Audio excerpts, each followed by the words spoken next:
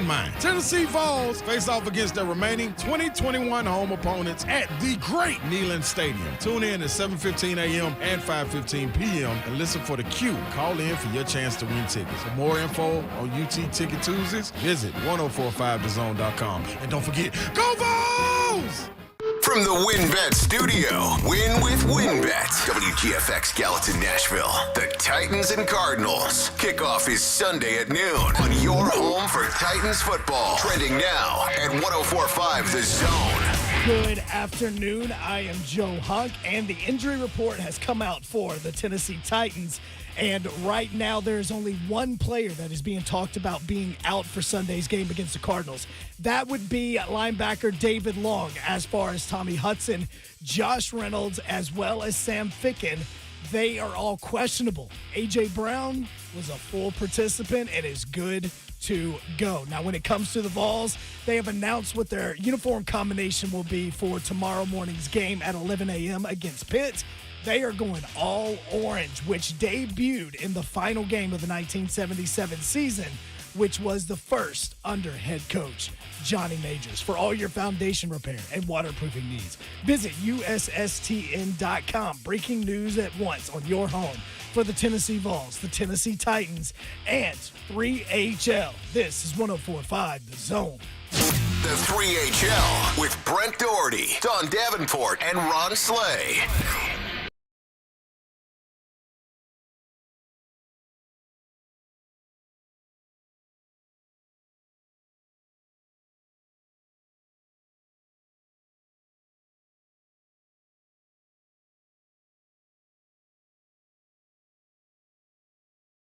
Back a little bit. Slowly. It'll be back by the time we finish the show. I'm downing some hot green tea. Hot green tea, It's the first time I've ever drank it. It tastes awful, but I'm doing it. I told you. Mike Key told me pineapple. Just like roll to the grocery store. Yeah. Like real pineapple, not like that processed stuff. So like chop it up and everything. Can I do that in studio with you guys today? Well, I mean, they have the plastic dishes with the already chopped up, pineapple. That's what he told me. I believe the bot. Hey, coming up today, we've got a busy show, and I'll work from the back to the front. Jason Swain in the 5 o'clock hour, CEO of SwainEvent.com, talking Tennessee and Pittsburgh. Josh Ward has 3 things Tennessee needs to do to give themselves their best chance to win that game. Ramon Foster. Savage life. The J. Martin Ramon super stud, Ramon Foster, breaks down Arizona at Tennessee. We'll also get into Tennessee-Pittsburgh with him. Former Titans wide receiver, kick returner, all-pro Mark Mariani. Got that blood in the water pick. He's 2-0. Oh, yeah. Already.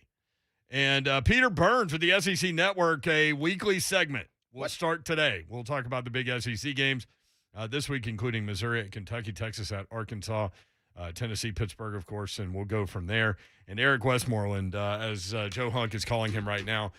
We begin today's show remembering those who lost their lives 20 years ago tomorrow in the terrorist attacks in this country. And if obviously, if you're old enough, you remember exactly what you were doing, where you were when that went down. And never forget, man, almost 3,000 people were rolling through their day today, not knowing that it was their last. 344 firefighters, 71 law enforcement personnel, 55 military personnel.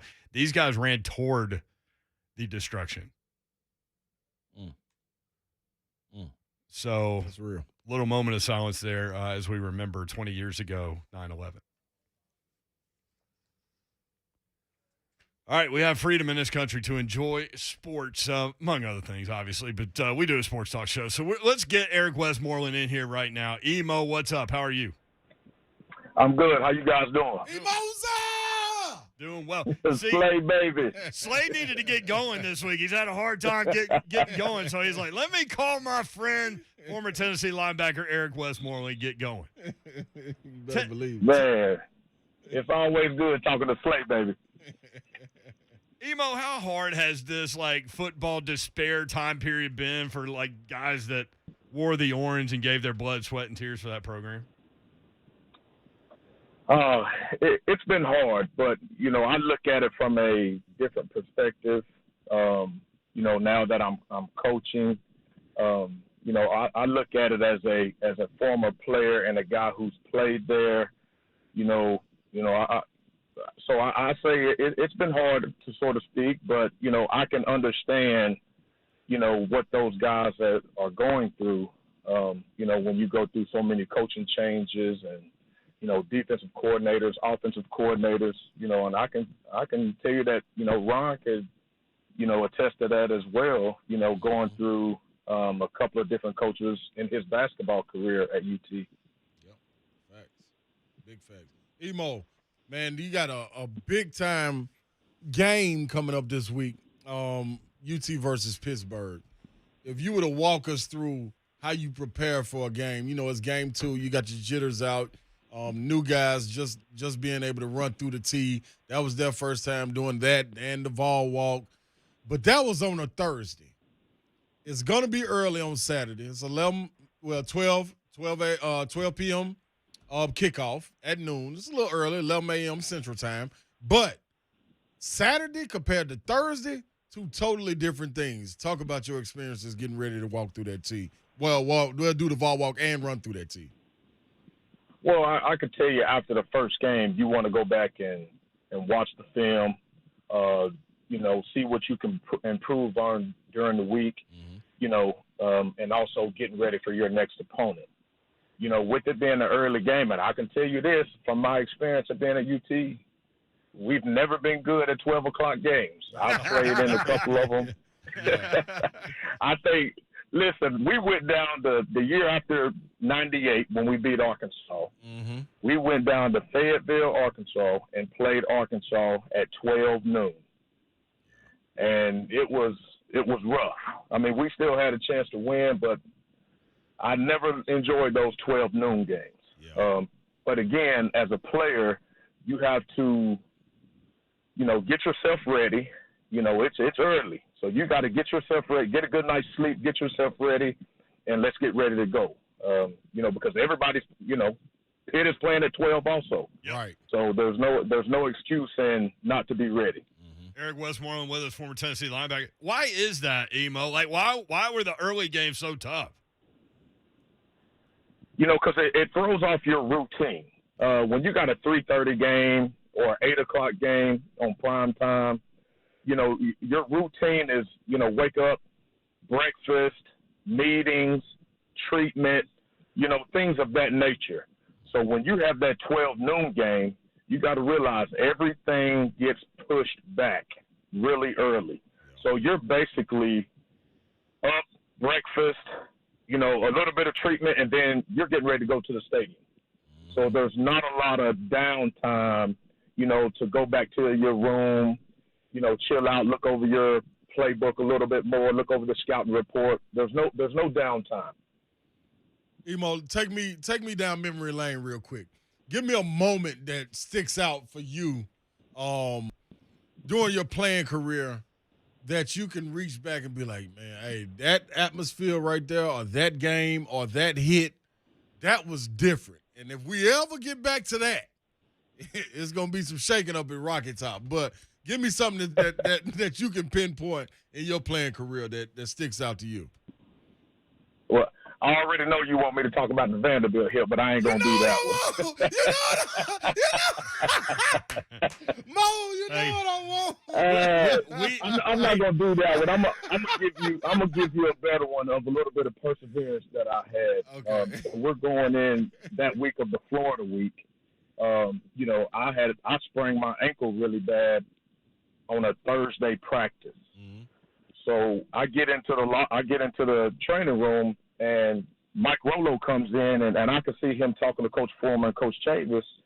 And when I seen Coach Chavis shake his head and walk off, I knew it wasn't good. So Rollo comes over to me. He tells me I'm not going to be able to play in the game because of the severity of my ankle and how it swelled up so bad and how it looked. Mm-hmm. So, a couple hours later, Coach Foreman comes to me, Chavis calls me, and he was like, hey, I know you want to play. Well, here's the protocol that we're going to do. So they had me report to the training room at 10 p.m. On a Thursday night. So I spent the night in the training room, the whole night. Mm-hmm. I had a trainer by the name of Eddie Lovin who stayed with me the entire night, just going through treatment, an hour on, an hour off. And you want to talk about somebody that didn't get no sleep? Yeah. So I was on crutches all of Friday, and then all of Saturday until pregame warm-ups. You know, so they take me up just to see if I can go through pregame warm-ups. Mm-hmm. And I'm going to tell you now, it wasn't nothing but adrenaline. But that crowd that night, you know, I could, you know, just me calling the signals and calling the plays. And I'm looking at Al at one point, and he don't even know what I'm saying, so I just throw him a hand signal. And luckily we were on the same page. Right. But the crowd that night, you could literally feel the ground shaking. Yeah, I was in the crowd, and then, you know, media get to go down on the sideline with like 5 minutes to go back then. So I was on the sideline when that field goal went wide left. And I really couldn't tell until the crowd went crazy. Where were you? What was your reaction when they missed that field goal? So I was on the field goal block team, so I was out there, and I was the rusher that was in between the tight end and the wing. Okay. And as I rushed, I tried to jump through and kind of got hit to the side, and I was on my back just looking up at the goalpost, and I actually didn't see it because I was under a pile. And the next thing I know, it was just fans just picking me up off the ground and be like, we won. But I was so exhausted, I couldn't even cheer with them at that point. I'm glad you said that because I haven't really talked about that. I could not believe how fast the fans were on the field. Yeah, it was. It was quick. They were flying over the top of me on that deal, and I mean, you and Al. What about Deion Grant's interception with one hand in that game? Well, you want to talk about a guy that was an eraser in center field. He was a guy that allowed us to apply pressure anytime we wanted to. You know, any type of blitzes that we wanted to do in the game, we could always trust that Deion had the back end of it. What was that linebacker room like? Just like watching film and all that stuff. Like, I mean, you talk about leadership, all y'all. Raynock too. Mm-hmm. Well, yeah, we had a lot of leadership, but the linebacker room was straight comedy. So y'all were loose then. I mean, that kind of makes sense. We were very loose. We had great relationship, great communication with each other. You know, I remember one time we had I'm not going to say his name, but we had a guy order some pizzas to the linebacker room.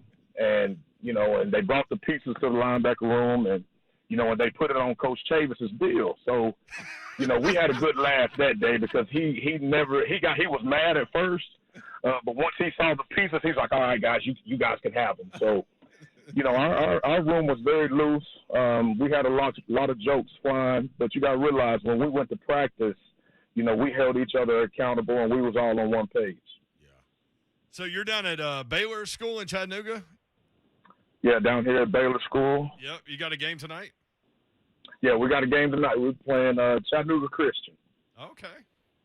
I got you. Yeah, I'll be over. Spend no expense in that game. My kids go to CPA, so we my boy and them play all y'all from time to time. So, hey, good luck tonight, man. Hey, thanks for the visit. Appreciate you.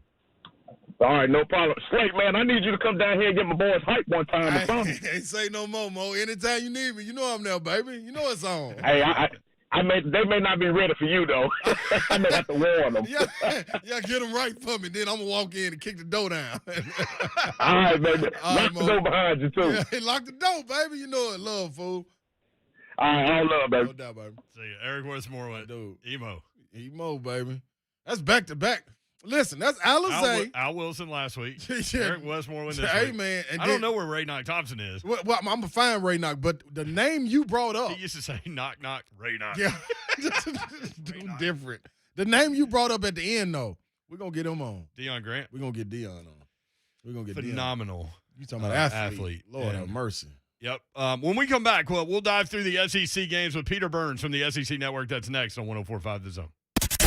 Watch your favorite 104.5 The Zone shows and interact with other Zone listeners in the chat. Live on Twitch and YouTube. It's 104.5 The Zone TV. Compton Dodge Chrysler Jeep Ram. That's where you need to go to get that next new vehicle. Get it done this weekend. Now's the time. You've been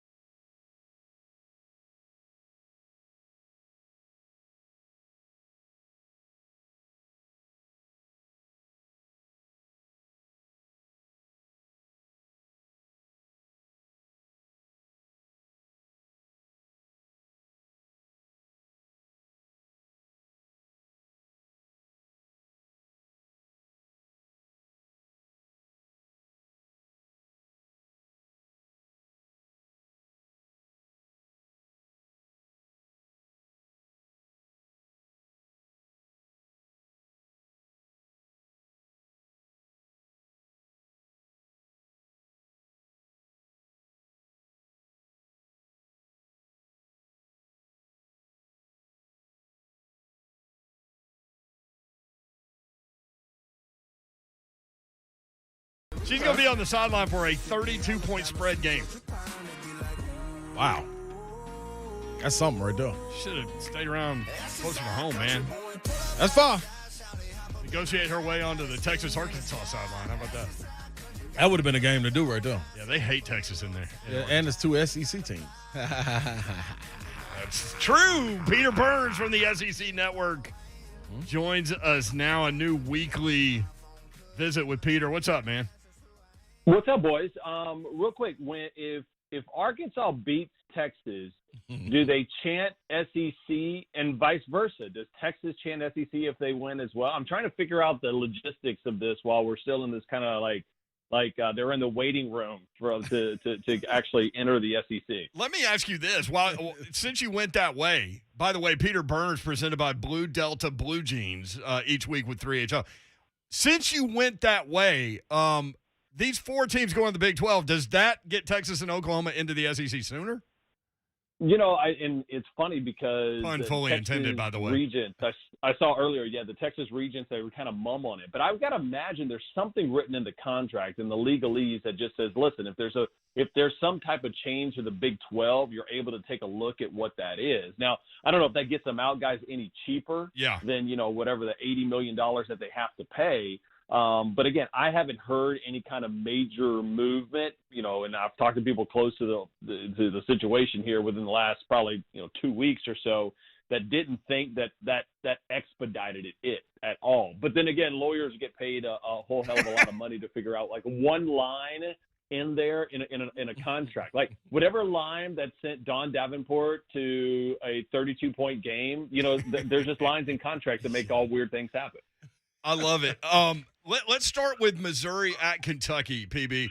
We saw today that Kentucky's got like this Power K on their field now, they're calling it. So Tennessee fans are upset about that. Ron Slayer's upset about that. You know what I love, though, is I actually love this matchup, right? Like, because this right here is like the matchup that I've been wanting to see because it's kind of like, all right, who takes that next step? And kind of a weird note is that the winner of that Missouri-Kentucky game each year has finished above the other in the SEC. Huh. And I feel, guys, like this is kind of crazy to say it, but I think this Kentucky team is as good as they've had in a long, long time. I would be shocked if this isn't like a 2-touchdown type win for Kentucky. And, I know they played Louisiana Monroe, which, wasn't the greatest, but they just look different. And I think I got a little punch drunk on Missouri last year early. And I just think that the way that they run the ball and defensively, it looks like this is the Wildcats that might push. I think they're better than Florida right now, and I think they end up being pushing Georgia for the second-best team in the SEC East. Wow. I just went on that rant not too long ago. Wait. So I'm glad you said it. I hear Ron in there. You say, whoa, what's going? Ron, you not buying that or what, baby? Come on now, Peter. You know I can't buy that. And I'm supposed to remain unbiased, but no, I just can't see it. Like, it's okay. But is this where you go on your Florida is second best in the East take? That's what I'm with. I'm with that. I didn't think you said anything positive about Florida. I usually don't, but I remain unbiased. So, therefore, I'm saying they're second. Peter, yeah. And I think you'll see that with this matchup against South Florida that they're going to play. Well, I can't wait. And, the South Florida is a weird one, right? It's the first time that Florida plays a in-state team that's not Miami or Florida State on the road since like 1942. It's kind of a crazy, weird deal, but it's a smart deal for Dan Mullen, right? Like if you're ever going to play South Florida, this is not like South Florida back in like 2007, when they were pretty decent back in the day. This is not a very good team. So you go into Tampa, you're able to put up some numbers, make Emory Jones look a little bit better passing the ball, but Anthony Richardson is the other QB, and he's got some wiggle to him, man. Chris Doering loves this guy, and he's boots on the ground in Gainesville, my co-host, so he says that guy is special. But I think that's a good kind of recruiting win for him. But I'm still going back to it, Ron. I'm like, you say like you're not ready to put Kentucky in there, but so you're saying it's no doubt Florida that you got in there? Because I can't imagine, no offense, you're going to go with Tennessee or Vanderbilt with where they are right now. Yeah, Vandy's second. I can't be foolish. And that would be a hot take. Yeah, that would be the hottest hot take of all time. Very hot take. But my thing is, I think, okay, so I started drinking no pun intended, the Drinkwitz train. I was on this train. They pulled me over to a side. So I expect Missouri to somehow snap out of it and be like, this is the Missouri we expected. The swagger, the confident Missouri to go in there and play Kentucky and spank Kentucky. And then everybody would come to the realization that that Kentucky's really not that good. They just hey man, okay. All right. So, well, prove it wrong. Prove me wrong. That's what I'm saying. Right. I would tell you this. I had Mark Stoops on my program on Monday, and I could tell, normally when we have him on after a win, he's kind of just ho-hum, and, he just says all the right coach speak things, right? Right. And he was fired up. And then I went back and listened to a bunch of their pressers this week and just, kind of just reading between the lines and talking to some people up there. Like, this is a payback game for Kentucky. They felt embarrassed last year, and was reason why they made the change at offensive coordinator. They were just got outcoached. They had no offensive game plan last year. So there is a level of pissed offness, if that even is a word, but I'm going to use it as a verb right now, in Lexington about this. And I will say this, like, if they fall to Missouri, all hell Eli Drinkwitz, because I don't think he has half the team right now that Kentucky has. And if they win that game, it's because 2 years in a row he didn't have the talent, but found a way to out-scheme Mark Stoops. And I think that's the mark of a hell of a coach. So you may be right,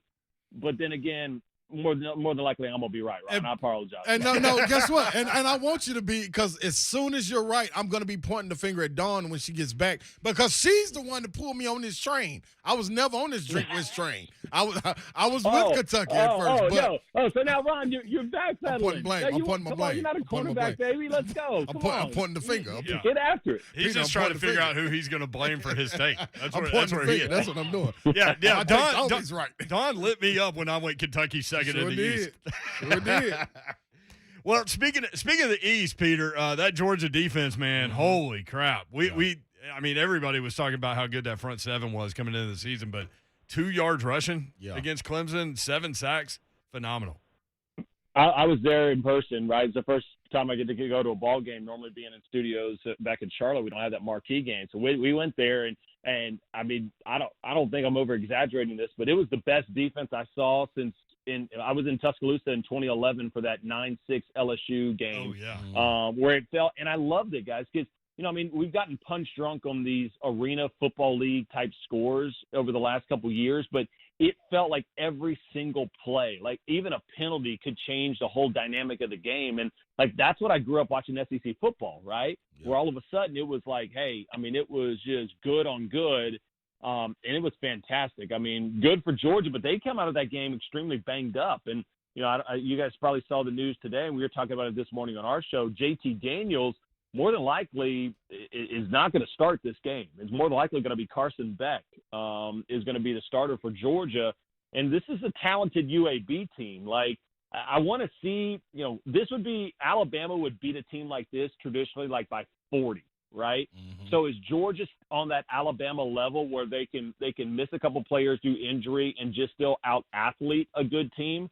We're about to see that coming up on Saturday. Peter, let me ask you this, because you would get to talk to Kirby a lot more, and the way he speaks. After the game, that Clemson game, he was talking. He was saying, we got to get ready for this UAB team, and they're a lot better than a lot of people are giving them credit for.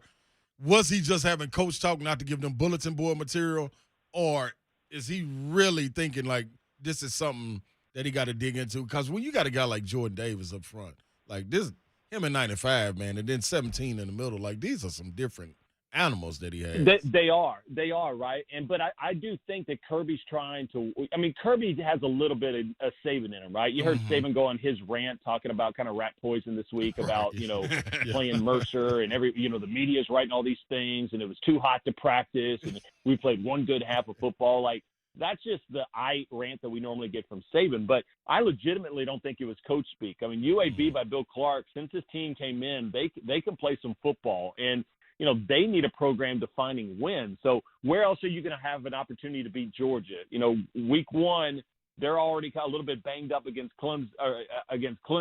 You're probably not going to have your starter. Mm-hmm. Now, here's the thing I'm looking forward to in this game. If Carson Beck plays, and of course he's the backup, are we going to have yet one other quarterback issue and go kind of not controversy, but a competition brewing mid-season. Like, think about that. I mean, about going back to Jake Fromm and Justin Fields, and then last year all of the chaos. Like, watch Carson Beck just light it up against UAB, and then all of a sudden it just becomes chaos in Athens. Like, well, should we do JT Daniels or Carson Beck? I mean, Kirby can't get out of his own way in the quarterback position, and maybe it's just bad stroke of luck with the injuries. Matt Corral, 381 yards and a touchdown in Ole Miss's win against Louisville. They get Austin Peay, but they get their head coach back. Yes. Austin Peay better look the hell out. Dude, you got to admit, that defense looked a little bit better. I know Louisville's not exactly world beaters, but they had a pulse. And last year, had Ole Miss had a pulse on defense, they probably go at least 7-3. And so to think that they're getting a little bit better on that side of the ball, and I think that's a credit to what Lane has built, is that he let Jeff Levy kind of run that offense, and it didn't miss a beat despite losing, Elijah Moore and some other guys. So I'm impressed, man. I mean, Ole Miss is going to be a problem. I still think that they're normally a team that's going to lose probably 4 games a year because the defense is not strong enough all year long and they don't have the depth. But offensively, man, they're just fun as hell to watch. You mentioned it a little bit earlier. Texas at Arkansas, another marquee matchup with the 15th ranked Longhorns going into Arkansas. You looking forward to that one? Kinda. I mean, I love the history of it, going back to 1969, and that was like the game of the century. But I don't know. I feel like this would be huge for Sam Pittman to win this game. Like, there's a couple of games that are just wonky on this SEC schedule. I don't feel good about Texas and Arkansas. I think Texas wins that game. I don't feel good about NC State going into Mississippi State. I think the Wolfpack win that game. And frankly, I know this probably upset Vol fans, but I don't feel that confident about Tennessee going in there at home and beating Pittsburgh. Like, I'd love to see it. Like, this would be a monster win for Heupel to kind of, recalibrate what's possible. But this Pitt team's got a nice little defense, and Kenny Pickett's pretty damn solid. So I need to see if Joe Milton can do what Will Levis did over at Kentucky, which is, hey, listen, new offense, no problem. I want to see that big adjustment to what Heupel made in week 1 to week 2, or else I'm a little worried about Pitt coming into town. Yeah, Narduzzi last time out against Josh Heupel really committed to stop the run, and Central Florida had 84 yards rushing in that game. Now they threw it for almost 400, but I don't think Tennessee's capable of doing that. So I anticipate seeing a lot of guys at or near the line of scrimmage, and Joe Milton's going to have to be better. He just is going to have to. And be that's better. Good, right? Because listen, I don't think we're all thinking that Tennessee is headed to Atlanta this year. Like, right. This is how you develop a quarterback and find out what he can and cannot do. I think in week 1, Bowling Green was like, listen, we're just not going to let you pass it. We're not going to let you throw it deep. If you're going to run the rock, and naturally they did. And if I'm Narduzzi, I'm the opposite. I throw the kitchen sink at him. And I was looking this up, guys, which is kind of crazy. Since 2019, Pittsburgh has 10 more sacks than any other team in all of college football, including like Clemson was second on that list with 93. They got 109 sacks. Like, that's just their MO, is to bring it. And I'm curious of how Heupel negates that with Joe Milton. Also, that early start time, we were talking about that with Eric Westmoreland, former Tennessee linebacker, earlier in the show. And what is it about the early start time in SEC teams and non-conference games? TV. I mean, cash rules everything around me, and it's just a matter of what TV window that you're going to have, right? I know, but I'm just why do they struggle, though? I mean, I probably just because whenever I was that age, at that point, when I was 18, 19 years old, I didn't want to have pregame at, 6 a.m. or so to kind of get ready for it. That's the only thing I can think of. I mean, hell, I can barely get out of bed right now as a 42-year-old man. I can't imagine what it was at 18. I mean, that's just the time clock is a little bit different, is my guess. Yeah, I think you spot on with that. But let me pull you back a little bit real quick, Peter, because we'll let you get to another game. But let me go back up here on Rocket Top real quick. I don't care nothing about it being no 11 o'clock game, 12 o'clock game, 10 o'clock game. Hell, you can make it a 6 o'clock game. Because when Rocket Top on Saturdays get rocking and rolling. Give me the song. Give me Rocky Top. Play Rocky Top right now. Give it to me. Hit me. Come on. Always be. Come on. Come on, let it flow through your veins, Peter. Let it flow through your veins, baby. They got Pittsburgh coming in. We're not only going to do this for Rocket Top and all the fans coming in there, 100,000 strong. We're going to do this for Johnny Majors and show them who the real Johnny Majors team was. We don't care about that, Pitt. We just named it this to show respect. Now, it's us. and it's them, and it's always going to be us. So, Peter, you can get on this train and ride out with us. Okay, turn it off because that's my rant. But Hallelujah, Reverend Lawan. Hallelujah, pass the offering. I still think it's Pittsburgh that wins this game. You almost got me. I mean, like, I was close. Peter, I gave you all that, and that's what you give me. Listen. I was just trying. I can't lie to you, Ron. We're like, you get so fired up. I can't, and I want to. I want to be dead ass wrong on this. Like, Brent, you know me. Like, I'll eat crow whenever there's crow to be eaten. Yeah. But man, I just hope I'm wrong. I mean, that was my shot on this weekend on my show. Is that I just like I think this is not going to be the greatest weekend. If they go 2-1 in these games that we just listed, I think that's pretty damn solid for where this league is right now compared to those teams. And we haven't even talked about South Carolina going to East Carolina, kind of a weird game for Shane Beamer and crew. Yeah, and East Carolina opened a 2.5-point favorite. Now it's swung all the way back to South Carolina by 2.5. At least they don't have a GA playing quarterback this week. Right. All right. Do we know that Doty's back? I know that he was back in practice, but Zeb Nolan may be the guy, man. He got it done against Eastern Illinois, the fighting Tony Romo. So, Peter, let me ask you something real quick, man. Directional Illinois school. That was it right there. Hey, Peter, who do you see proving something in this slate of games? It's not the strongest of schedules outside of Texas and Arkansas, but who do you see making a point? Is it Lane Kiffin coming back on the sideline, proving to the nation that, yeah, we scored a lot of points, but, well, I wasn't on that sideline, and here I am now. Now that runs to 60. Like, who do you see? Yeah, I mean, it's tough against Austin Peay, right? I remember where Will Healy left that team in a much better spot than he got there. Right. So, I mean, I don't know how much Lane has to prove. I think for me, it's the two things. It's one, it's Mark Stoops gotten out-coached by Eli Drinkwitz and how he can pour it on him this week. And also Ed Ogeron. I mean, this is a big week for him, and it's kind of an awkward week, guys, because he plays McNeese State, and his son is the quarterback. So Ed Ogeron's son is going to be on the other sideline as QB1 for the Cowboys in McNeese State. Like, what a weird situation that is. Like, you're pulling for your boy, but you also want to, sack him 15 times at the same point. Oh, and they need a bounce back, man. They're going to have 5 starters out, and this is one of those games where, listen, you're probably going to be 3 touchdown, 4 touchdown favorite. But it's in Tiger Stadium, and if all of a sudden they struggle after losing game 1, after being 5-5 last year, the natives are already restless down in the 2-2-5, and it ain't going to get any better in Baton Rouge if they struggle a little bit in that game against McNeese. Hey, real quick, Mississippi State. You mentioned against NC State. What a comeback last week. Will Rogers 3 touchdown drives in the last 3 drives. He was 10 of 10. For 128 yards and a touchdown. I want the Pirate to be good so bad. I do, because then he gets this swagger, right? Like, I don't want him to be average. I want him to be historically bad or historically good. Because if it's average, we're not going to get the greatest leech. But, like, if it's bad, he's going to just absolutely blow the doors off people in his press conferences. And same thing. He's going to be cocky when he's good. So I need something big. Wolfpack's a pretty good team, so that was one of those games that I've kind of circled that I'm a little bit worried about. So I need Ryan to put on his Mississippi State cowbells and start ringing that. We'll be in good shape. Peter Burns of the SEC Network. Peter, how legit are these jeans you're wearing? It's a weird question, I know, but it's ridiculous. Dawn Davin. Let's just put it this way.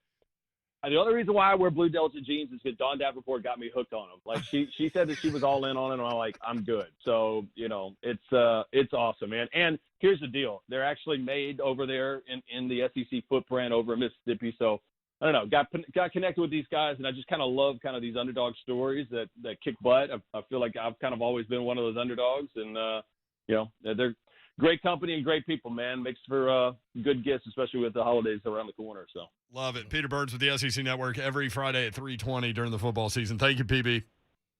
Later, boys. Appreciate Get fired up, Ron. Finally. You know it, baby. Rocky Top, you'll always be. I'll give you the rest next week. Mark Mariani's got his blood in the water pig. He's 2-0 already on the season. On fire. He is. Coming up next. Stay tuned. Blaine and Mickey never let up. You better go out there guns a blazing. If you're a starter in this league, and it doesn't matter who you go against, you better let them know that you're the real deal. You can't even crack that window, can you? You got to keep that window nailed shut all the time. Especially if you're an aging veteran. In NFL, you get 30, all of a sudden now you're a different player. Like, oh, well, can he still do it? They'll start questioning and doubting until you close the door and say, no, this guy still got the goods. Blaine and Mickey, Monday from 1 to 3 on 104.5 The Zone. Oh, Mark Mariani coming up next. Stay tuned. Boy, I felt like I was giving a little Tony Romo in there. Here we go, Jim. Buddy Allen Carpet One. They are your flooring experts. Any flooring project you're thinking about, these are your guys, locally owned and operated by the Allen family for more than 55 years. Zach, Jenna, and Judson Allen are in the store every day, and they will be fully invested and involved in your project, including the installation. They're not going to farm that out like the big box stores. They will handle that as well. Located over there in Donaldson, 2405 at Lebanon Pike. Give them a call, 615-883-3289. That's 615-883-3289 or BuddyAllenCarpet1.com. Your supersized automotive dealer. Hi, I wanted to get some info about a car on your website. It's a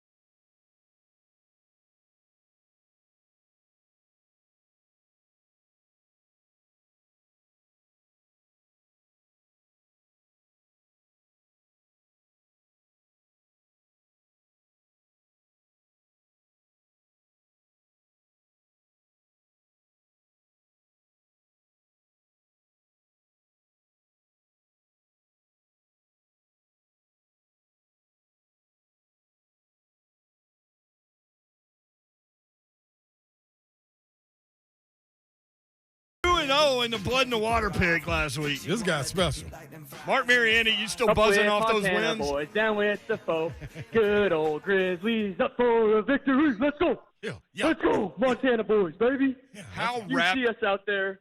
What did I tell you? Washington's on upset alert. Let's go. You said it. You said How it, wrapped boy. up into that game were you? Like, how intense was it in your house watching Montana down the stretch trying to upset number 20 Washington on the road?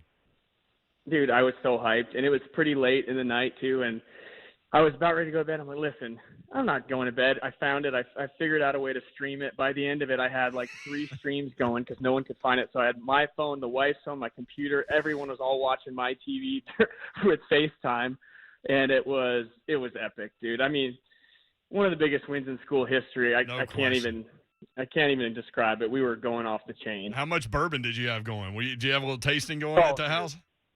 I was almost gonna call it a night, and then once we won, I think it was a beautiful sunrise Sunday morning. So it was a good old time, man. I had to celebrate for the boys, man.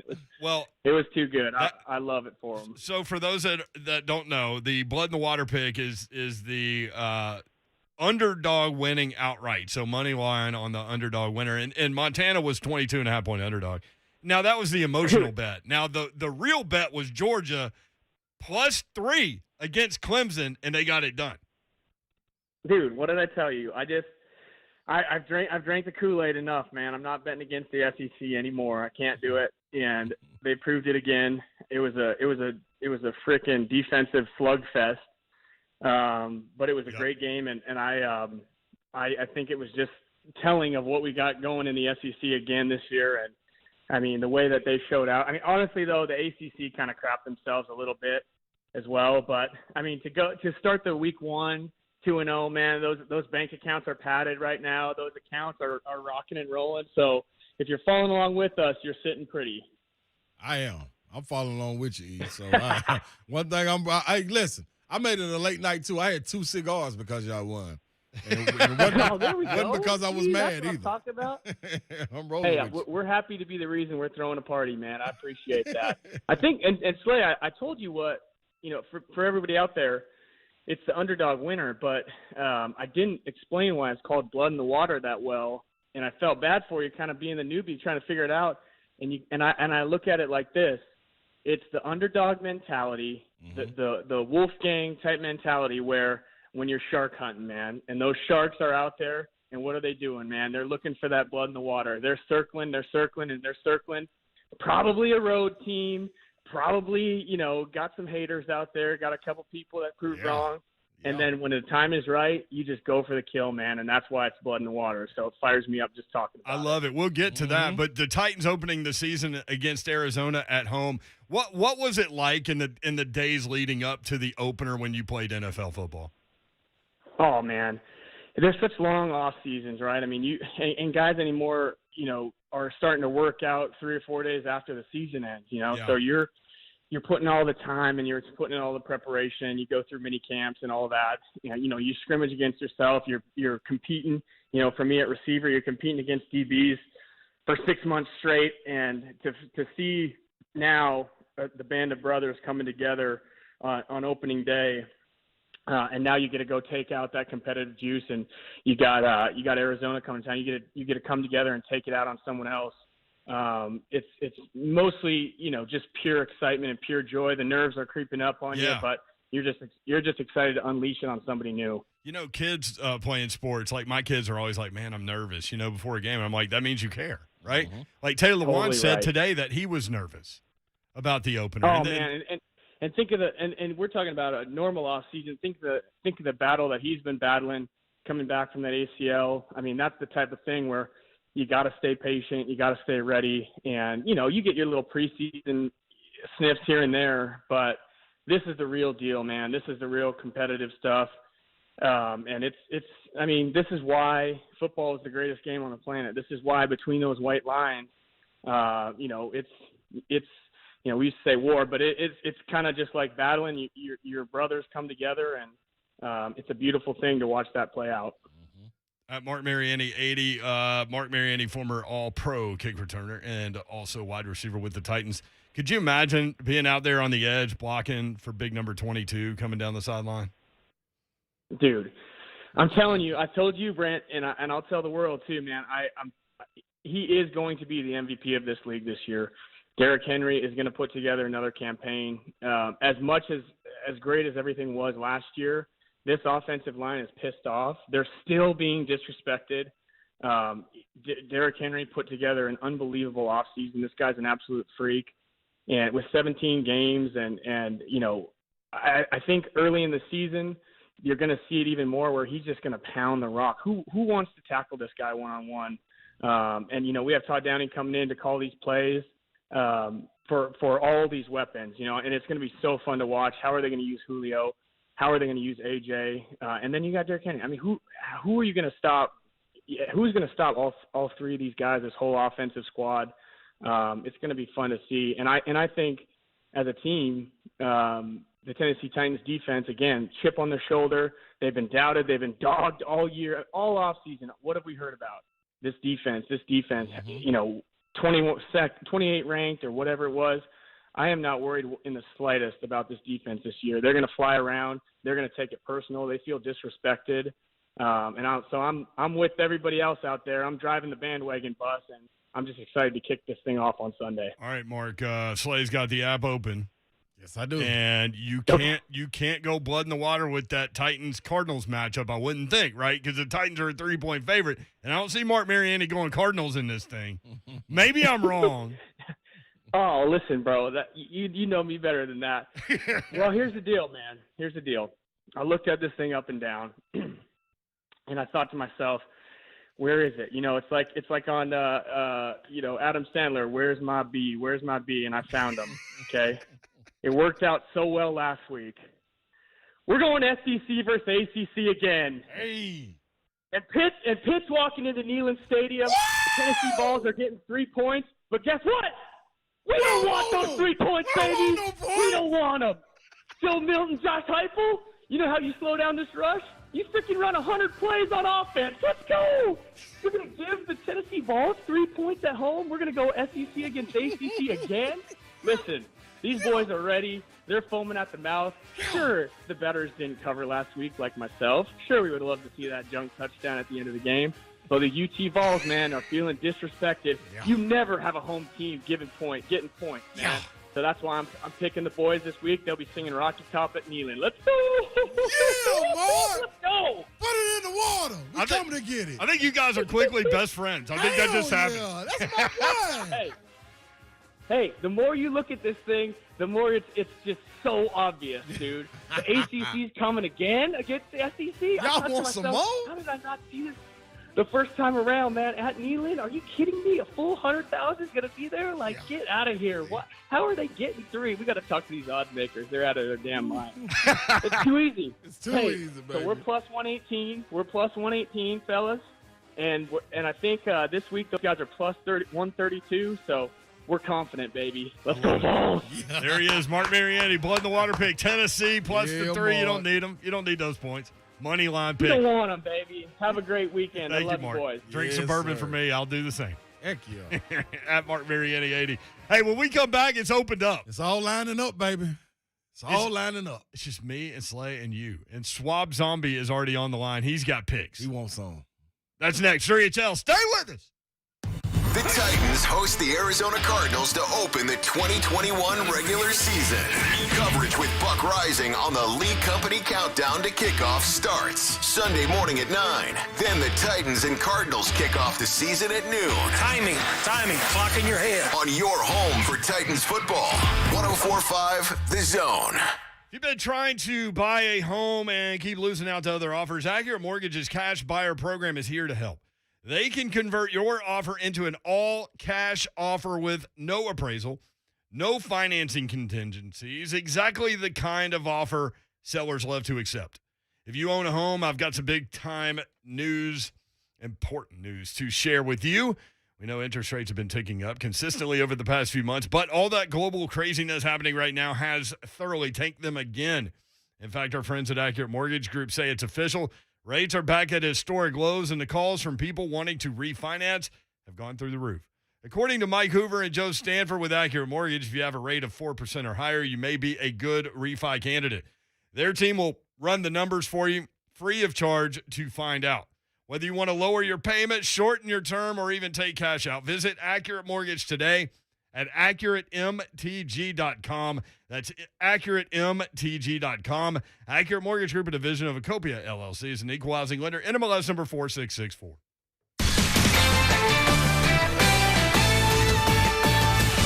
This is Jim Rome with the CBS Sports Minute. To say that the Blue Jays wiped the floor with the Yankees in the Bronx this week is actually an understatement. Because not only did New York get swept over a 4-game series in their own house for the first time since '03, they never led for a single moment of a single game for 4 straight days in their own house. That hasn't happened in 97 years. In other words, things have taken another bad turn for the Bombers. They've now lost 6 in a row, 10 of their last 12. This immediately after a 13-game winning streak that saw them take control of the AL wildcard race. Now just 2 weeks later, they are holding on for dear life. The Yankees are circling the drain, and the Jays are getting stronger and running downhill. I'm Jim Rome. Get in zone, AutoZone. Welcome to AutoZone. What are you working on today? So you've got an oil change coming up? We can help you get started. Right now you can get 5 quarts of Castrol GTX and an STP oil filter, plus an STP air filter or cabin air filter for just $30.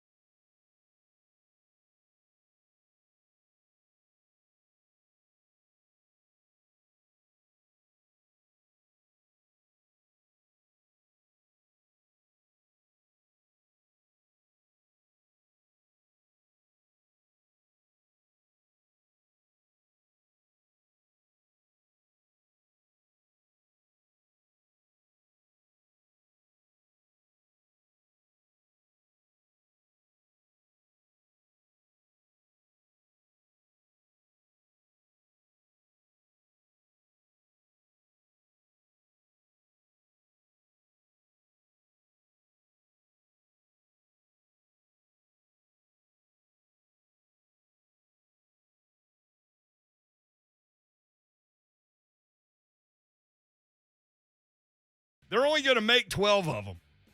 Here's the thing. Beyond the $2 million price tag, this Bentley ain't got no roof. No roof. Not a convertible. Hey. No roof on this car. Hey. Now, I'll go sit in that at the lot. That'll be it. Where you drive it? Turbocharged 650 horsepower, 12-cylinder engine. You know what? Now, that's a car. Yeah. That's a car right there, They were serious boy. about that one. Yes, sir. Hey, you know what? I should be ashamed, but there was so many guests. Hog, tell the people where we at. I'm in the building. I'm in the building. Hey, I'm in the building. I'm in the building. I'm in the building. I'm in the building. I'm in the building. I'm in the building. I didn't want to get in Eric Westmoreland's way when we started the show. I saw that hit against Vanderbilt. Yeah. In fact, we put it on loop one day during a break. Remember? He didn't even look to see who picked up the football and ran it. Like, the football was going the other way for a touchdown. Eric Westmoreland was, like, facing the Vandy bench. So this lets you know how much we talk about it. The first, he knew exactly what I was getting at. I was telling him, pinpoint a story. I make him tell me that story every time, especially when we fry it. Mark Mariani, blood in the water pick, Tennessee. Doesn't need the points. He said, I don't need those 3 points. Money line winner, straight up. I love it, man. I love it. That's what I'm trying to tell Peter Burns. Ramon Foster on the Zone TV feed. By the way, Ramon will join us in about 15 minutes. Mm-hmm. He's on the Zone TV feed, Twitter, Facebook Live, YouTube. Subscribe there, Twitch. Please. Ah, there you go. He said Mark Mariani's welcome at the cookout. You got to be. You make picks like that, dude, and not only making picks like that, but making picks like that with your soul and really meaning it. That's what it's about. We don't need you to make picks just because it's, here's a pick. There's a pick. Here's a pick. Let's go with this pick. You got to really mean it. Like me with baseball games. Yeah, but you on a hotter. You're on a heater, though, so you can just make picks like that. Hotter's a good word. What is a hotter? By the way, Pat Narduzzi, who said, you know what? The noise at Neyland Stadium is not going to be any big deal. We'll handle that. Don't worry about it. His quarterback is in his 5th year, and he's a 4-year starter. Yeah. But neither one of them have played against an SEC team. They ain't never seen this. Narduzzi has never coached as a head coach against an SEC team, much less on the road. And that's a stat. Here's the other one. Narduzzi, as head coach, is 15 and 17 on the road. 15 and 17 on the road. And check this. He was 5-1 in year 1. Oh. So if you take that out, in the last 5 years, 10 and 16 on the road. That sounds about right there. Narduzzi. Nard Dog. That Nard Dog. See, that sounds like somebody that would come in there talking silly. Nard Dog seemed like he's the yard dog, but he in the wrong yard. This ain't your yard, buddy. So you walking in here to Neyland. These people got something to say. Anytime. See, they should. Are they going to be lubed up for a 12 o'clock game, though? What? What? Here we go, Jim. Hey. Copper Cellar opens at 8 o'clock in the morning, man, I think. Listen, man, I'm telling you. Just an example. Dude, you gotta be down there tailgating at 8. You know what I mean? Find your spot at 7:30. At 7:30, you ought to be standing in your spot, waiting on your cavalry to come to set up, because you'll lose that spot. I've been a part of it. Those early games are tough. Back in the day, we had 2 parking passes, so we would take a car at like 6 in the morning and leave it there, and then go back, and then bring everybody back in a couple hours. Because sometimes I'm just saying, I'm not judging. Yep. But sometimes the ladies need a little more time to get ready than us. Very true. Very true. Because we're just going to throw on like khaki shorts or jeans or khaki pants and like a golf shirt or whatever. Man, they looking for us to throw on anything. And that hat's going on backwards on Saturday. Come on now, man, because it ain't got no roof. That's why. That's why. I'm telling you. Hey, man, it ain't nothing You've got to be ready for this game, man. Listen, you're bringing it today. Dude, and I wasn't even really ready all week. I told you I felt funny about it. But here it is today. It's totally different. It's totally different. I know what I needed. Here we go. Anytime he goes on a rant, he's getting it. You feel me? That's just it. I remember going to class in the biology building and the freaking pride of the Southlake band to be just like going through practice in Neyland. And you would hear this all during class. All day long. And the opponents hate it. I knew it had to be hard for Jim Wyatt because Jim Wyatt went to Tennessee, but he's a huge Vandy fan. So if he was in class on the Hill and he would have to listen to this for like an hour and 40 minutes. Man. While you're looking at rocks and crap and test tubes. And that's what man, see, that's Bunsen burners. Come on, dog. Come on, man. when you're just dreaming about what's going to happen on Saturday. Oh, man, dude. Hey, that's what I'm trying to tell Danny White yesterday, man, when we had him on. If you missed him, go back and check it out on the podcast. But telling him, dude, you ain't got to worry because you can feel it in your bones, especially early in the season. It ain't like you walking into this game 3-5. Yeah, or 1-6. Yeah, that comes later, maybe. Yeah, like we're going this thing 1-0. That's first Saturday game. The hope is still there. Yeah, it's on. The hope is still there. National champs walking in. Swab Zombie has his picks ready. What's up, Zombie? What up? What's going on, guys? Before we get started, I wanted to let y'all know I also received an invite to the Big 12, and my grandma did also. And if the listeners check their spam or junk email, they probably got an invite to the Big 12 also. Spam isn't my spam email. So, Slade. Yo. Slade. Talk to me. Where's my money at, Slade? Where's my money? The juice is running. I gave you that Tampa Bay halftime spread, 4.5. I want to be in 5. Yep. You knew the over was going to happen, but I confirmed it with you. Yep. For the game. So I was just wondering, is this on the house? I gave you this one for free, or you know what? I got something in the works. I'm gonna have you come sit and eat with me watching the game, and I got your first order. And I got you a Boom Boom Room T-shirt. Well, and here's the thing, though. Like we need to build up a bankroll here. Yeah, we need more picks, Swab Zombie. Because that parlays pay off, man. Parlays pay off. Let me tell y'all what I parlayed real quick. You did talk me into the over. I did, but I took the 9.5 that they were giving Dallas, and I took the over, and I hit it. So beautiful. Good nice. job. That's nice. Job. I try to play with the favorites, and if the spread's too large, I try to split it in half by going for a first half line. Out of respect to you and your bias for the Big Orange, I'll stay away from that pick. I appreciate I appreciate that. That's real right there. That's real. I'll stay away from it. But Ohio State, man, you got to go with the big teams. Yeah. I'm pretty sure they're going to cover. I haven't decided on that 14. one. I'm glad you 14, went there. right? It's still 14? 14 and a half some 14 places. Against Oregon. Yeah. Don't go over that because, a game of touchdowns is 7. So if you even have to buy a point to get it down to 13, right. A win's a win, right, baby? Mm-hmm. A win is a win. Very true. So look at that. And Davenport went to Arizona and then picking stumped a toe. What's going on with that, guys? Can we get some more information on? I got an alert. I was calling y'all. I got an alert for fantasy that my kicker was downgraded to questionable. And I was like, what? I know it's tough on kickers, man, that last day at the practice. Here's what I would think is going to happen. I would think that former Chargers kicker Michael Badgley will do the honors this weekend, but we'll see. Or just go for it, right? Just go for it. Yeah, go for it. Yep. But see, here's the thing. Hey, thank you, Zombie. Appreciate you, man. I don't want Kern anywhere near a kicking situation that's not a punt. Right. That's the only time he's ever gotten hurt in his career was doing that stuff. He even ran the option one time and got blasted in the ear hole. Remember that one? Oh, did he? Yeah. Golly. You got to pitch the ball quick. Yeah, you better in the NFL. Because they'll often get hits on the guys like that, kickers, place kickers, and stuff like that. Oh, can you imagine how wide those eyes got? Before then, when was the last time he ran the option? Well, I don't know. Middle school? Never. He ain't even wearing no real pads out there either. He's got to take that big force. What are they, fake pads? Yeah, they are. Yeah. Styrofoam. Yeah, them ain't nothing right now. I'll tell you right now. They're like girdles and double D bra or something. Yep.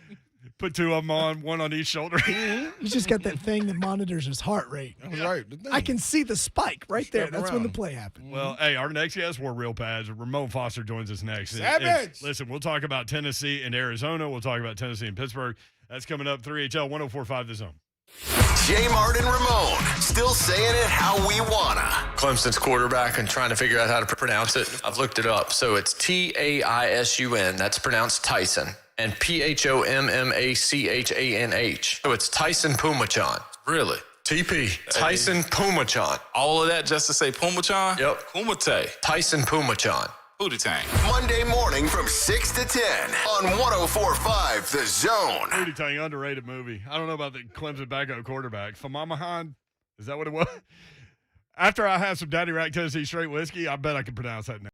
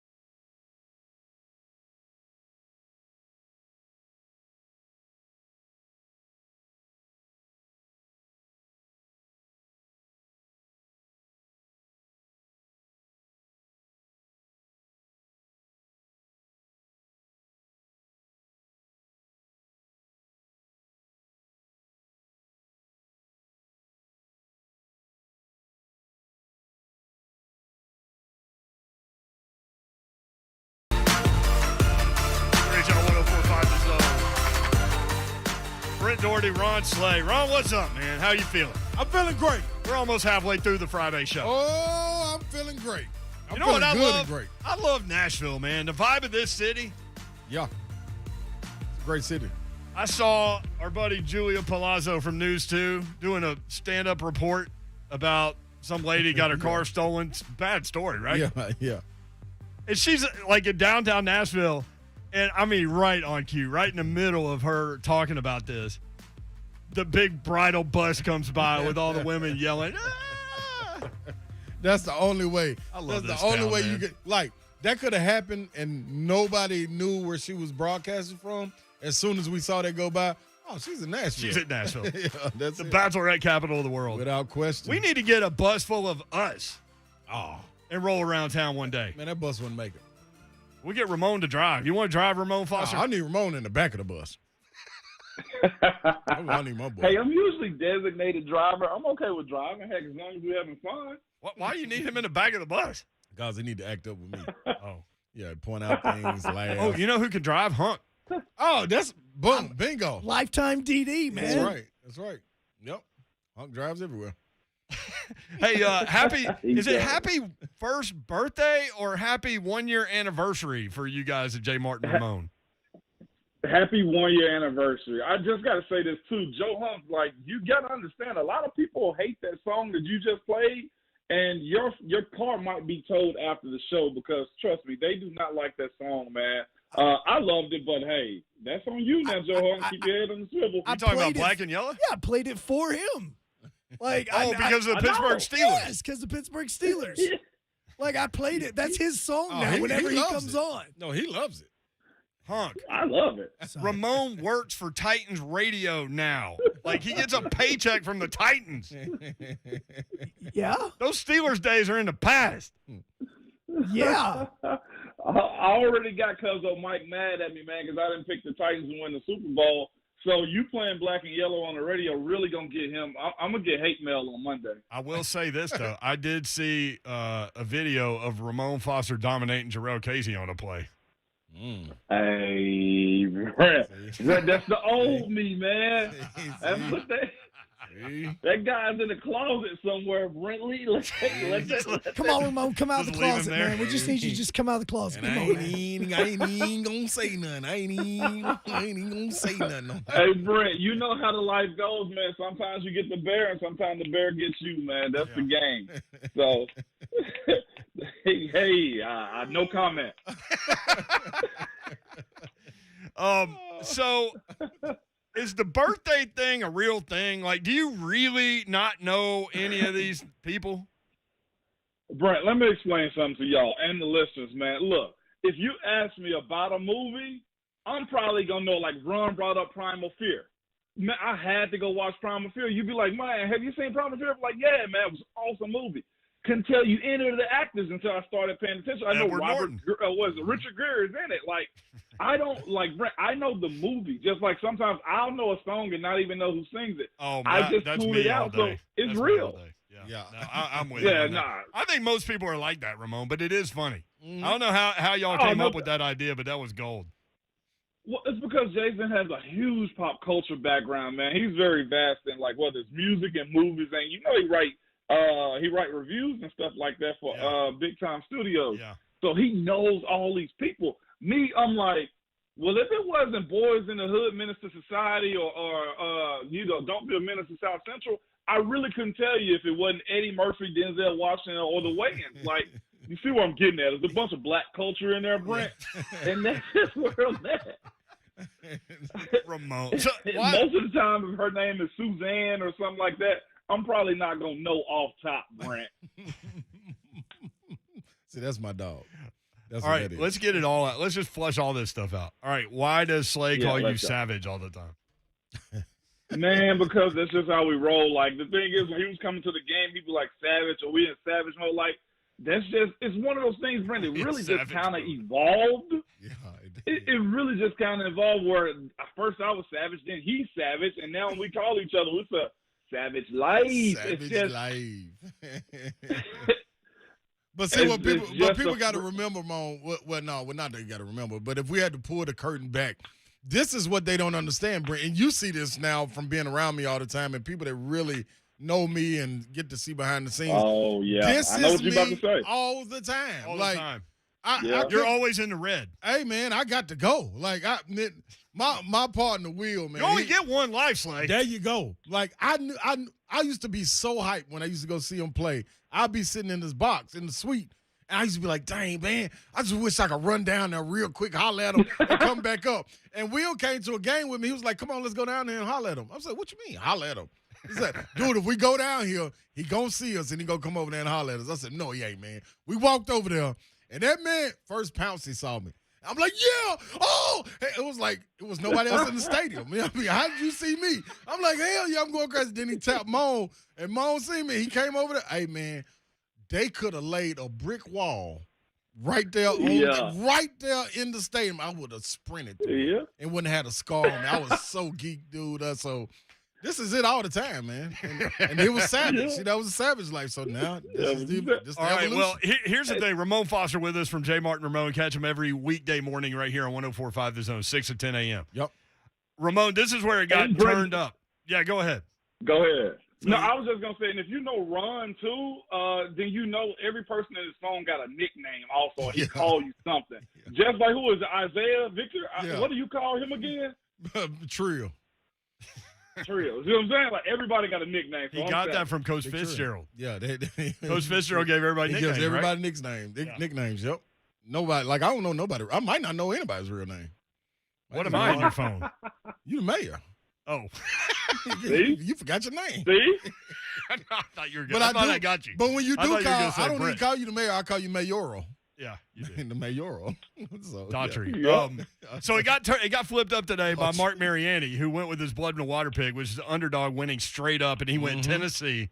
I don't need the 3 points. I don't need the 3.5 points. They went it straight up. What do you think about this matchup with Josh Heupel and Narduzzi, Tennessee and Pittsburgh? Man, both teams have a whole lot of questions still. I know they feel like they have more of a stable quarterback than we do. That's because he's in his fifth year and he's played a little bit more. But as far as, questions like their run game hasn't been what they needed to be. Ours looked good last week. Their defensive line in Pittsburgh is always really, really good. We're talking about the Pitt Panthers. It's always really good. They always put a guy or two in the league from the D line. This year is the young sophomore out of Pitt that's doing really well. The other side of our ball is the defensive side of UT's team. We don't know how long they can go. They're young, kind of inexperienced, trying to get people in the fold. So I feel Mark on his pick as far as a straight up, because Pitt has a lot of holes that they got to get answered also. I honestly like our O-line better than I like theirs this weekend. As far as on Rocky Top, man. So if Joe Milton can man this game the way we expect him to, if Coach Heupel just so happens to be the quarterback whisperer that we need them to as far as that D word development, then he worked on nothing but corrections of Joe Milton. The issue with him overthrowing the ball, that's a practice. That's a stay after practice type of thing, man. That's you got to start to feel this type of thing, man. And that's what I'm looking forward towards this weekend, is watching him adjust. We were impressed last week because Heupel did what? He came out of the second half and he made an adjustment to simply win the doggone game. We ran the ball. We mushed them into the dirt behind that. What I'm looking for this week is watching player adjustments, watching the wide receivers catch the ball, watching the D-line being able to get off the field when they have to, and watching Joe Milton sit in that pocket and navigate the way he's supposed to. That's what I'm looking for this week. Yeah, I'm watching the run game on both sides, too. Whoever can run the ball, I think, has a clear advantage. And Pittsburgh's trying to figure out who their running back is. And they had five guys carry the ball at least 4 times in their opener, and nobody carried it more than 8. So that tells me that they're trying to figure it out still in the run game. So I think Tennessee's got to show up on defense and slow that down, keep them behind the chains, because you're right, 4th-year starter. I mean, he's got a lot of games under his belt. But here's the thing, Ramon. No SEC opponents. He has never played against an SEC team, never played on the road against an SEC team, and Narduzzi's never coached against an SEC team, which I think is interesting. From Tennessee's perspective, Evans may not be able to go. So do you get more out of the freshman this week? Do you get more out of Jabari Small? I think that's a kind of a key matchup too. Javaris Moore's got to be a big part of it. Last week, I thought they did well, man. They had equal amounts of yards on the ground. Yeah. It's a matter of next man up. The one thing I've said about us as a university, and yes, I have my orange-tinted glasses on when it comes down to, UT, but if I'm a player, Tennessee is as structured as anybody, meaning the opportunity to shine is very high right now. So if there's a guy that's looking to play right now, well, guess what? You're going to get your shot. And that's what I'm looking at right now at this at this running back position. Look, a guy is down right now. Well, you got to find a way to get yourself into that fold and stay on the field. This first impression that you're going to get this weekend has got to be your best one. And that goes for Jerome Carvin, too, moving over to center. Here he is as a senior with the ability to show that he's position flexible. You know what that gets you? A job at the next level. So it's a huge game for him this weekend, also considering Pittsburgh has been a steady ACC school, and if you can man yourself against one of the better D-lines, well, it's known as one of the better D-lines in the college world, considering what they always put in the league, then he gets an opportunity to make a way for himself later in the season. Outside of the game, Mo, let me ask you this. They're coming in to Rocky Top. You just did a hype video and talked about what it all means as far as walking into Rocky Top, what's the foundation that's been laid. Narduzzi, or as the mayor calls him, Nard Dog. Nard Dog. Yeah, Nard Dog comes in and says he doesn't think that the crowd in Neyland Stadium will be a problem. Now, I know me, and I know what it means to me, but I wasn't a person that paid attention to things like this. But if it was pointed out to me, I circled it on my calendar, and it was known that I got some work to do when this team comes in there. What does it mean for that crowd, and what does it feel like when that crowd is rocking? Man, when that crowd is rocking, man, you control it. Like, you hear other teams like they can feel the ground shaking. They feel absolutely like it's one of the best feelings that you can have, knowing that you've got over 100,000 people behind you, watching them jump off sides. That's the first sign that you got them right there. It's when they jump off sides. They're saying they're not, really worried about that crowd and how many people it is and the effect they can have on it on the visiting team, like a team like Pitt. Mm-hmm. Well, I'm just looking at Pitt's history versus Penn State. Penn State also has one of the biggest stadiums in college football too. And on the road in State College, they haven't won. They simply have not won in Happy Valley versus that team. Why? Because I think that crowd has something to do with it. I think if you get them rocking and rolling, even if you have some adversity, I will say this. At times, I feel like, Neyland can be a little spoiled or expect too much, or maybe we just been gunshot so many times when it comes down to trying to support the team that, look, the ebb and flow is going to happen in the game. And you got to have your fans behind you no matter what, because all it takes is a little bit of and that's that momentum, and then the crowd gets behind you, and then you throw them off schedule. If this defense is looking to do anything and it goes to them, the crowd has to be a factor. It's called home field advantage for a reason. Right. It's 100,000 people inside that friggin' cathedral for a reason, man. It's got to be shown that way. I know we haven't been perfect as a university, but on the football side. Right. But the tradition is still there. The passion is still there. You guys hear me talking right now. Like, I can't even really hide it if I want to. Like, that's what I expect from UT. Yeah. You switch, and we come down, and we're talking pro football now.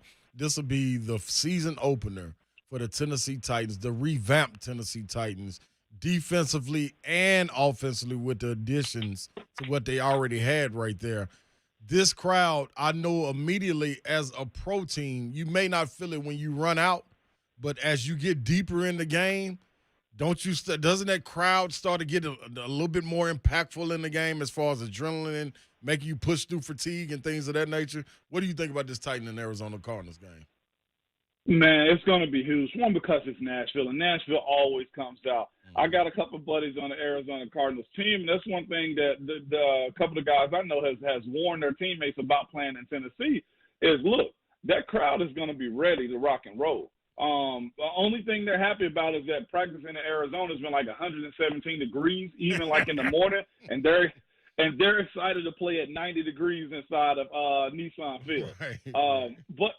But it's going to be rowdy. When I played here as a player, man, I don't think I've seen more passionate, mad, direct at you type fans other than Titans fans. I'm thinking some of the stuff they're saying towards me, I'm from here. I know I play for the other team, but I feel like I know y'all. Dude, like, they get real personal. Steeler games here, we're all Steeler fans all the time. But during the warm-ups, at least the Titans fans are always at my neck, man. I love it. Well, that 117 out there is dry heat. 90 with 90% humidity. Let's go. And that's what I told him. I was like, but it's y'all got I was like, that's really hot still. He was like, dog, but y'all got humidity there. So they really been warning their teammates about coming to Nashville and the crowd and the fans, and that it's gonna be rowdy. And they're trying to get their minds right for Sunday. That's for sure. Listen, man, if Buda Baker is up in the box trying to stop this run, number one, you got to identify that guy pre-snap. There's no doubt. But number two, that puts a lot of pressure and strain on those cornerbacks. And the third corner is a rookie out of Florida who likes to throw shoes. But that's kind of an interesting element to that game, I think, is how Arizona tries to defend that Titans offense. Yeah, no, it's going to be interesting. If the Titans wide receiver don't try to expose the Arizona Cardinals secondary, it's going to be a shame because, like you said, they're younger and experienced for the most part, and you got two savvy guys, one emerging superstar and one future Hall of Famer on the Titans offense, and that's got to be one of the strong points Sunday. For me, like I said, the biggest matchup I think in my mind is going to be Chandler Jones versus Taylor Lawan. Okay. Taylor's first game back from this ACL. You got Chandler Jones coming back from an injury also. Those two going at it, or wherever J.J. Watt lines up at, considering Quessenberry's been named the starter, seeing J.J. probably over the right tackle is going to be the first test I'd expect. And they got their hands full with those two guys. I love it, Ramon. Going to be all over it. You've got some Titans radio responsibilities this weekend? Yes, I do. I did my player to watch this game, and it'll be played Sunday before the game. I'm excited to be doing stuff with Titan Radio, man. Those guys, Titans Radio, those guys have been real open for me, anything I needed, and just including me, an outsider, into this world of Titans, man, of the Tennessee Titans. I'm thoroughly enjoying it. Well, it's because you're a pros pro, Ramon Foster. Brent, it's Friday. It's Trash Talk Friday. Don't hype me up, man. Okay, I like running on East Savage. Hey, I'm just keeping it real. You may not know any of their birthdays, but you're a pro's pro. And I'm just say you're a savage's savage. That's what my boy do for me. I love it. Hey, thanks, Ramon. Appreciate it, man. Appreciate you, dog. No problem. Go Vols. Hey, there it is. There he is, Ramon Foster. J. Martin Ramon, weekday morning, 6 to 10 on 104.5 The Zone. When we come back, Josh Ward from our sister station, WNML Radio in Knoxville, has 3 things Tennessee needs to do to give itself its best chance to claim that dub, to eat those dubs tomorrow against Pittsburgh. That's next. The Vols welcome in the Pittsburgh Panthers to Neyland Stadium for Game 2 of their season. For Tillman and a diving catch in the end zone. Touchdown, Tennessee. Cedric Tillman on a 46-yard bomb. Bob Kessling has the kickoff on the Vol Network tomorrow morning at 11 on your home for the Vols. 104.5 The Zone. Mortgage rates, let's talk about them. They've taken a nosedive back to the lowest in history, and now's your chance.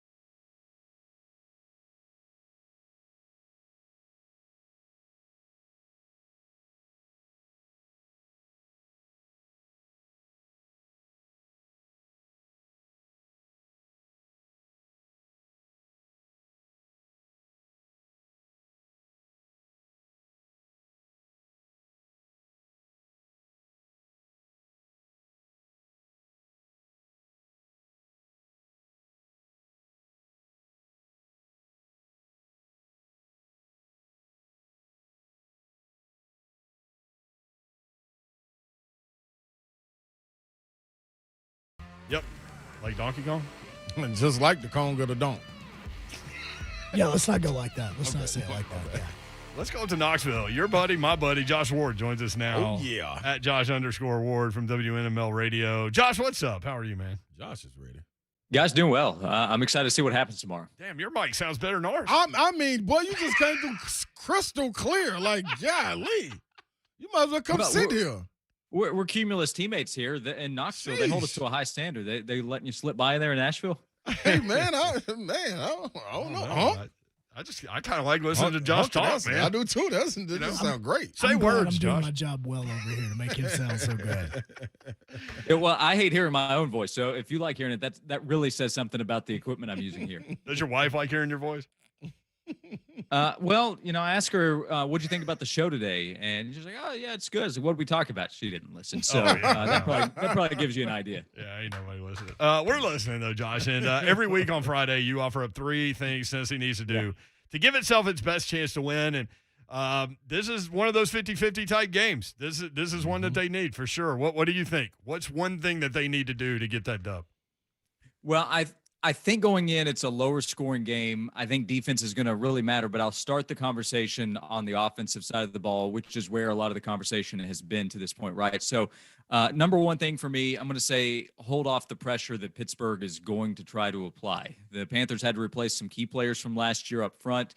They believe they've done that. Pat Narduzzi, I'm sure, is thinking, hey, let's go put some pressure on Joe Milton and see if he can handle it, see if he'll make some mistakes. Who doesn't want to do that? But Joe Milton's new at Tennessee, still new in the offense, and he hasn't had to face a team like Pittsburgh. They played Bowling Green last week. That was easy for him. So I'm sure that Pittsburgh's going to try to bring some pressure. There are questions about what the offensive line will look like. So let's see. Can Tennessee hold off the pressure? If so, Joe Milton last week had some time to make decisions, didn't make the best calls at times, but he had a chance to look at that on film this week. So if he's allowed to make some plays, receivers help him out, that could mean good things for the offense. How strange was it to watch him just stand in the pocket like that?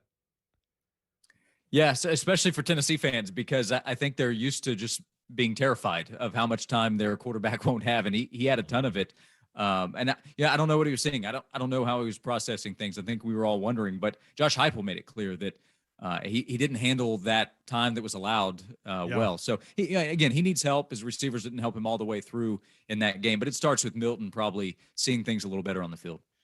Josh, what's the second thing you got on your list? All right, I'm going to stay on offense, and part of it goes to what we just said. Run the ball successfully. Mm-hmm. There is still the question of Tyon Evans' status.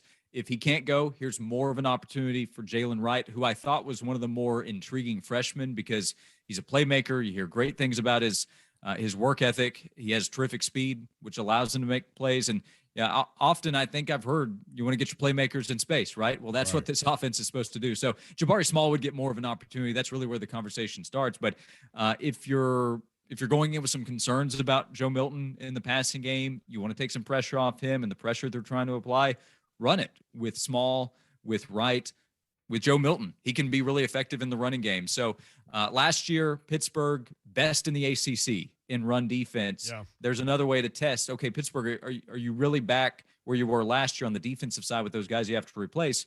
Run at them and find out. All right, Josh Ward from WNML Radio offering 3 things Tennessee needs to do to give itself its best chance to win. What is thing number 3? All right, here's a really bold idea. Get stops. Last week, Bowling Green was able to extend a few drives, but on third down, Tennessee got off the field. Last year on offense, Pittsburgh, third down efficiency, not great. Get off the field. Don't allow them to extend drives. Don't allow them to tire out your defense, which on occasion is just going to have to get back out there quickly. Tennessee's offense is going to have some quick 3 and outs. We know that's going to happen. Sometimes they'll have some quick scores. You still have to get back out there quickly. If you get stops and don't allow Pittsburgh to get some confidence, to build up some consistency on the offensive side of the ball, and don't allow them to tire you out, gives you a better chance in the third and fourth quarter to win a game at home where you're hoping to have the crowd on your side. And maybe that would be like 3B. The defense is probably going to love for the crowd to help them out. I think fans felt challenged a little bit, whether it was meant to be that or not, by Pat Narduzzi this week. So, let's see. Can the defense, which I think kind of has to lead the way right now, lead the way? Early start time, noon kickoff. What do you anticipate crowd-wise up there? What's the vibe like in Knoxville? I think people are excited about the game and to see what happened and happens. And with the Bowling Green game last week, we were wondering about the crowd. It was pretty good. It wasn't 100,000. It was probably in the 80-ish range. It was announced in the 84,000 range, I think, 84, 85. But I think on TV, it showed up well. Fans who were there were into it, were excited. And now you have a bigger opponent. There's going to be some excitement about celebrating Johnny Majors. And I think it'll be a good crowd. It's easy to get there. Weather should be great, so people aren't going to be burning up at noon with the kickoff. So I think it'll be pretty good on Saturday. And I think the numbers over the last 10 years haven't been good for Tennessee at home. Fans haven't had a lot to get excited about at Neyland Stadium. If Tennessee's playing well and they have a chance to win this game, fans are ready for it. They need this, and I think they'll get behind the team. I love it. Good stuff, Josh. Appreciate you, man. We'll talk with you next Friday. You got it. Enjoy it this weekend. All right, there he is, Josh Ward. At Josh_Ward. You do that show. Yeah, that's my guy. I was just going to tell him, man, keep the hot chocolate warm for me. Is that your thing, hot chocolate? Because you won't drink coffee. Nope, sir. You don't need all that caffeine. Nope, sir. At least he isn't trying to kick you out of the studio like he was last week after Josh Ward. He wanted you over there 100%. Brent. Oh, he did put me. He was trying to kick you out. I have no idea what y'all are talking about. He tried to ask for your playbook. Yeah, he did. This is true. That's my guy. Go Vols. Rocket Top, you'll always be. Home sweet home to me. Good old Rocket Top, Tennessee. Speaking of that, it kind of rhymes. Coming up next, hour number 3. 5 o'clock hour is coming up next. Hey, we got time for you now to jump in. It is Trash Talk Friday. Yep. 615-737-1045. Do it. We'll take your phone call. Brent Doherty, Ron Slay. The yellow light is in Arizona. We'll be right back. J. Martin Ramon. Respect your offensive linemen. In my professional existence, stop centering around offensive linemen. No. Jeff Schwartz on Fox. Baron Corbin interview. You right now. Every freaking person that I work with tends to be an offensive lineman. We're the best. Simply put, we're the best, Jay. Offensive linemen might be the best people on any team, period. Monday from 6 to 10 on 104.5 The Zone.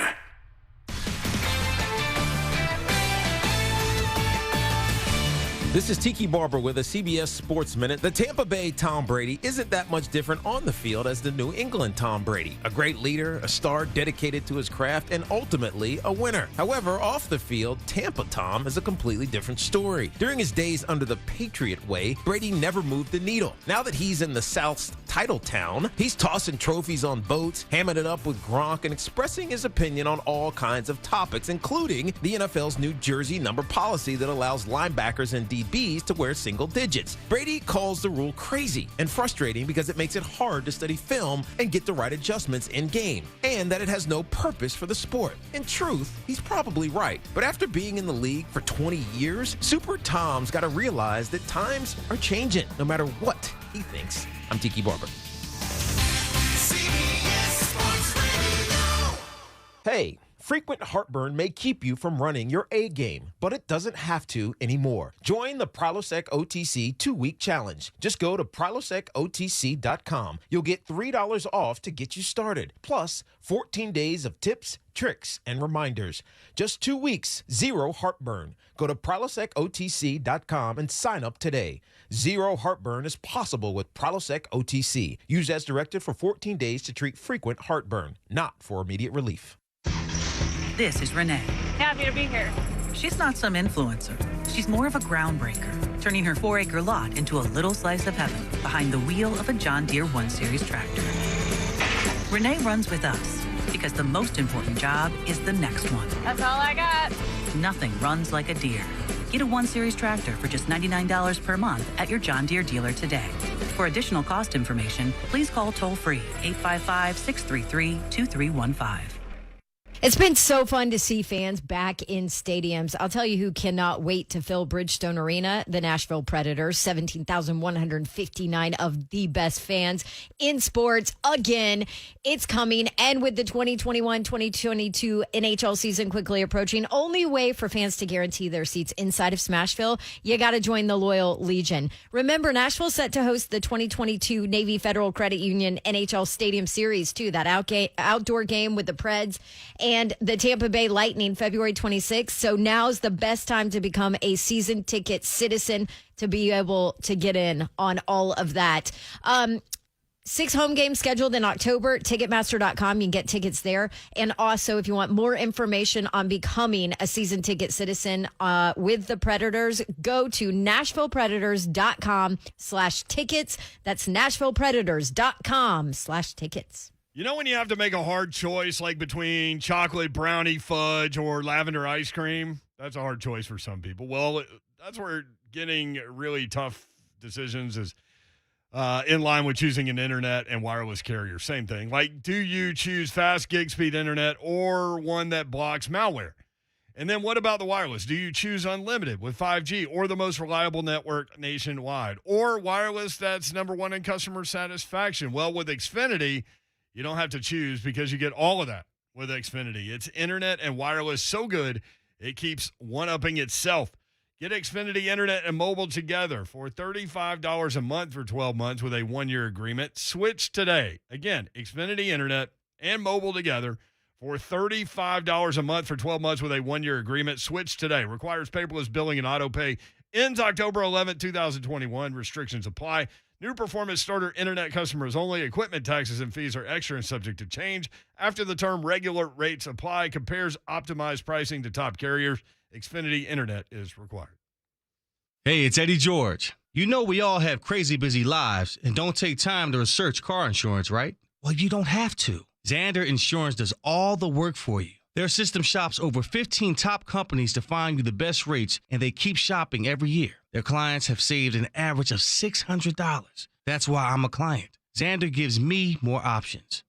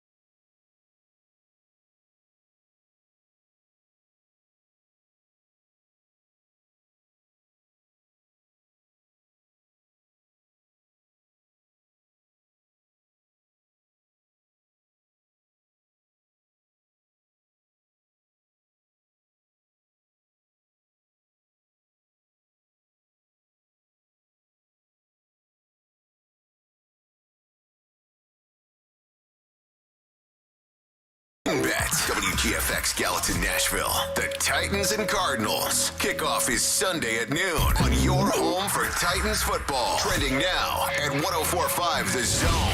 Kickoff is at noon with pregame beginning at 9 a.m. And there's one player that is on the injury report, but he is good to go.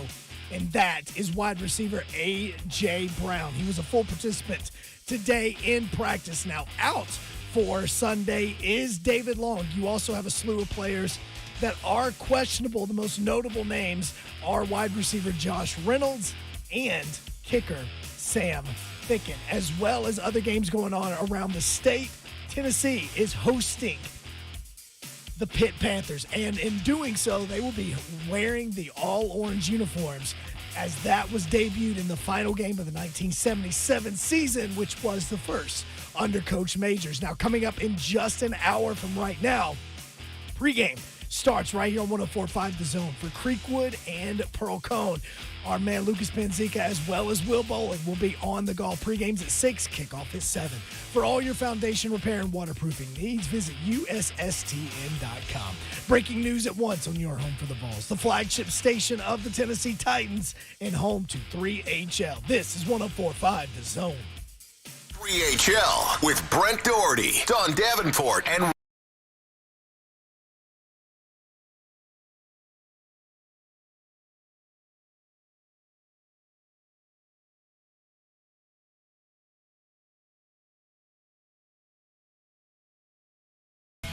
You can make it. I think it's 10:30. It's a 9:30 Central Time kick. Yeah. So you can see it Sunday morning. Vandy, Colorado State at 9 o'clock Central Time. Both teams lost to an FCS school last week. Hey, somebody's got to get off it right now. And it's only a 7-point spread. That's Opportunity. Go get that first win, Clark Lee. Put me on board. Yeah.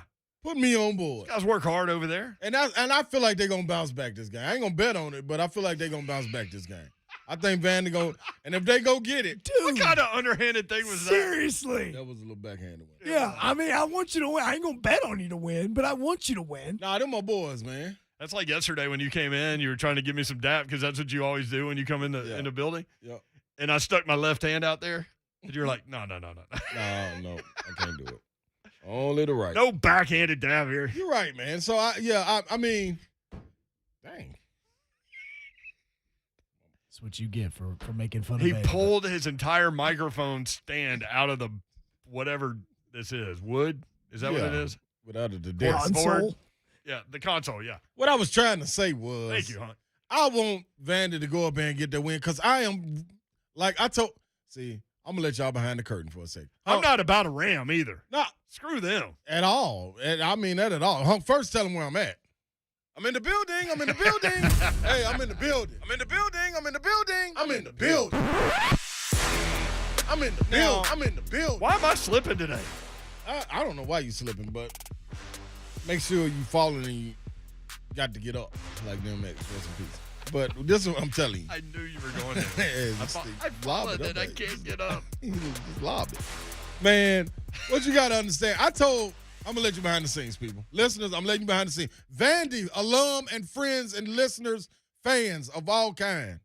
Matt Freege going over to that CPA game. Listening right now. Listen to me, man. Drew, Mac, Strong, all y'all, man, listen to me, man. Now, I told Brent and Don, Hunk, were you still in there at the time? Most likely not. I said, well, I got to stop reading up on Vanderbilt because I can't see you. I know. That's why I keep on adjusting my mic. This is weird. It's really weird. You're the guy. I got to see the guy. The thing, the guy. Come on. Herb Street said it too. He like low key let it rip. Yes, he did. Talking about Georgia's defense and talking about Jordan Davis because he's the thing. He is the guy. So, well, this guy is first of all a very engaging guy and a good guy. He's a guy. He's most definitely a guy. A two foot a bear on two legs guy standing up.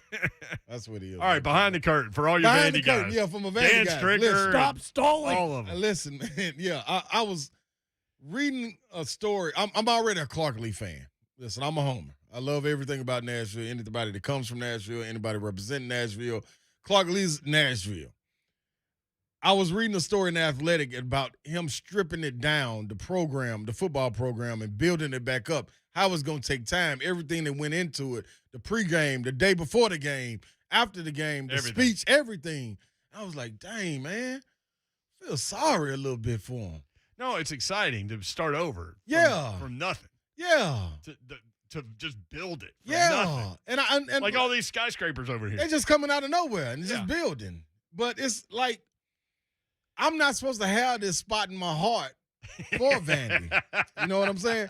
So that's where I'm torn at. You've accessed a part of yourself that you didn't know existed. Yeah, an identity crisis?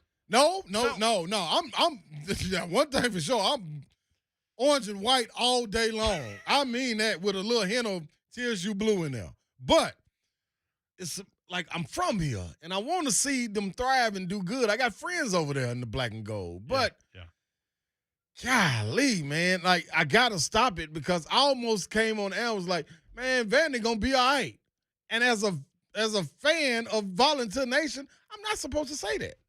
See, it's funny. Like, people ask me that all the time about, like, because, you know, fans love their school, but also have this hatred for everybody else. There you go. But when you do this job, like, we know so many good people at all of these schools. That's what it is. So you don't have any ill will toward them at all. Now, you will cheer for your guys. Without question. Gonna do that. Can't wait to do that. But that's what happens in this business. Well, and with Clark Lee, he's going to get some more help because they're going to be getting more facilities. They're putting some more money into the program. Yeah. So it's a little bit different scenario than it usual. doesn't mean that you can't analyze it properly, and if it's cloudy outside, we're not going to tell you it's sunny. Right. I mean, you have honest opinions with all that stuff too. So I'm okay. But like the hatred part of the fandom, that leaves in this business. And I will say, it never was hatred. It was just I love to mock and make fun of you guys. Plus, the other thing about y'all do it to us. I mean, while we're letting everybody behind the curtain, the other cool thing about doing this job is all y'all call in and you love each other, like you love your own team, right? And we love that you love your team like that, correct? And so there's respect there. Yep, it is. And you want them to have a reason to cheer. You like honestly, well. Like, here's an example. Gator Mike loves the Gators. So we want Gator Mike to be happy, right, Slay? Come on in, Gator Mike. Be happy. Talk about this. Hey, do you have in South Florida? Are you gonna have a quarterback battle brewing down there? That's what I'm saying, Brett. How many people saw Anthony Richardson and took a big gas? He looked like a young Cam Newton. There were even people saying, somebody go ahead and buy him a laptop so we don't have the same thing happen. You know what I mean? Right. So real quickly, Brett, you know what? Remember when I used to call overtime, I always had a stat of the day, right? Yeah. So I got one for both Florida and Tennessee because I talked to a buddy about it today. First off, when was the last time Tennessee ran 88 plays in a game? Man, say that, man. Long time. 2015 against Georgia. I mean, I got no idea. I just threw it out there. I'm like, I don't know. And then Brent, when was the last time the University of Florida led the nation in rushing? 400 yards. We're looking like freaking Wisconsin or something out there. Boy, isn't that something? That's big time, Dan Mullen. But Ron, I know, like you said, so you have hatred for Florida, or you love your Florida people? Is what I'm hearing. Listen, come on, Slay. I can't stand Florida, but I love y'all. But I can't, like, I want to beat y'all every single time, and I'm okay with beating y'all. Like, I walk away happy. Now, any resentment in my heart. So real quickly, who was the Florida basketball player during your tenure that you could not stand? Just for my reference. It was quite a bit of them because that was a really good team. Vernon Maxwell. Mike Miller, Donnell Harvey, Udonis Haslam, Brent Wright, Teddy Dupay, Brent Nelson. Teddy Dupay. Man, the list goes on. Just Justin off the Hamilton, top of your head. Anthony Roberson. Like, they had a lot of guys, man. I couldn't stand none of them. But Ron, you can't really hate on Teddy Dupay. I think he had you in the points a couple of games, right? Yeah, just see that. No, I'm just kidding. That's a bad bet. No, that's a good one. See, that's why I love Florida. See, they make fun of themselves. That's all right. You're exactly right. Teddy Dupay was real quickly, and I'll let y'all go because I know we're getting up against the break. But I'm telling you, I'm loving the uniforms tomorrow. I like the balls going with the creamsicles, and my Florida guys are going the stormtroopers with the American flag gator strip on there. I think it's going to be sweet. So I love the Florida Stormtrooper unis. Yeah, that's awesome. All right, thanks, Gator Mike. Appreciate it, Gator Mike. See, all right, take care. It's love, though. Florida at South Florida. That was a good Who you want to win that game? Let's see. Come on, just be honest. Just be honest. SEC, Ron. I want Florida to win. No, you don't. Don't look at me and lie straight to my face. Come on, man. I would love if South Florida spanked them. I'm telling you right now, I would 30 love to it. nothing, South I would Florida. love it. Don't pee on his leg and tell him it's I want raining. all the SEC teams to lose except Tennessee. Listen. Except Vanderbilt. I want Vanderbilt to go win. I want Vanderbilt and Tennessee to win. Then after Vanderbilt wins, I want them to start losing again. I just need them to get one win. So, the SEC world, according to Ron Slay, at Ron Slay 35, at Brett Doherty. Katy Perry retweeting Lane Kiffin. We got that. More of your phone calls when we come back. Also, Jason Swain at 5:30. Stay tuned. 3HL 1045, The Zone. It's Pearl Cone at Creekwood in the 1045 The Zone Football Friday night game of the week, presented by the Tennessee Highway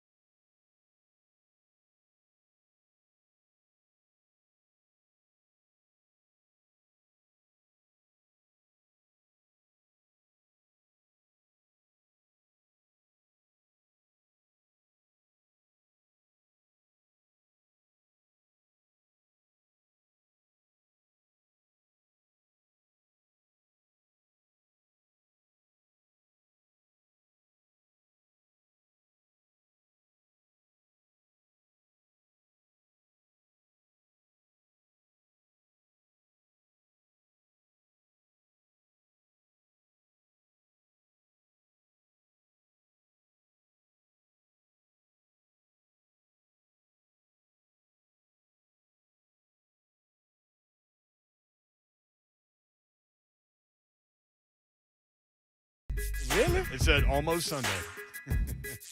Hey, Brittany's about to get out of, personal family jail? What do you call that basically it. Everybody was owning her finances except for her. Yeah. Free Brittany. She's about to be free. Does she live here? No. Dude, if she does, don't tell my wife. Big Brittany fan? The only reason we went to Vegas, that too. The only reason we went to Vegas was to see Brittany during her residency. Yeah. And that show was legit. Really? Yes. I can believe that. My wife, I sent my wife and some of her friends over there for her birthday, and they had a blast. Yeah. They said she was awesome. It was like 2 to 3 hours of just Brittany. No opening act, straight out the gate, all of her hits. She's probably entertaining. What about Katy Perry? You like her? That's on my list. That. Dude. Okay, all I'm saying is she's Preacher's daughter. Okay. That's all I'm saying. Okay. What about Casey Musgraves? Or just keep going on this?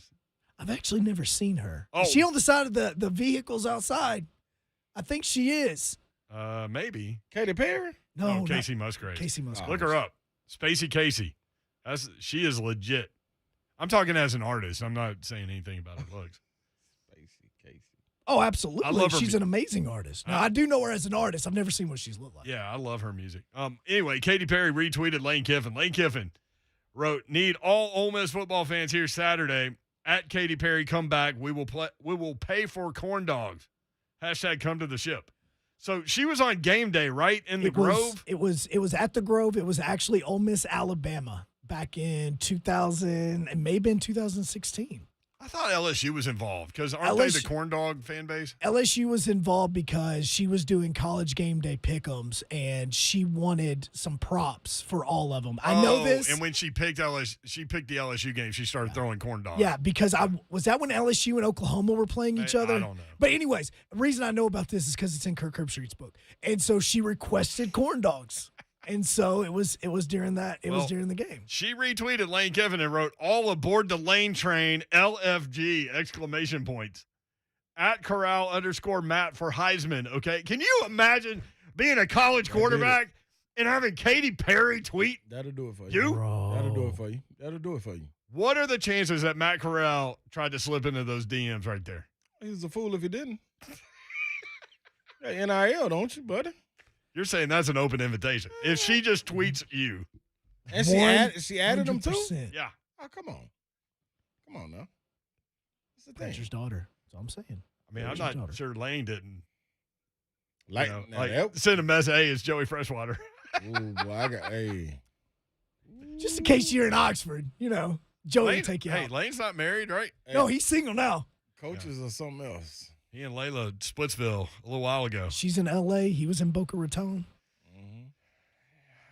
I think Knoxville might have done all that, honestly. This is that's very, very true.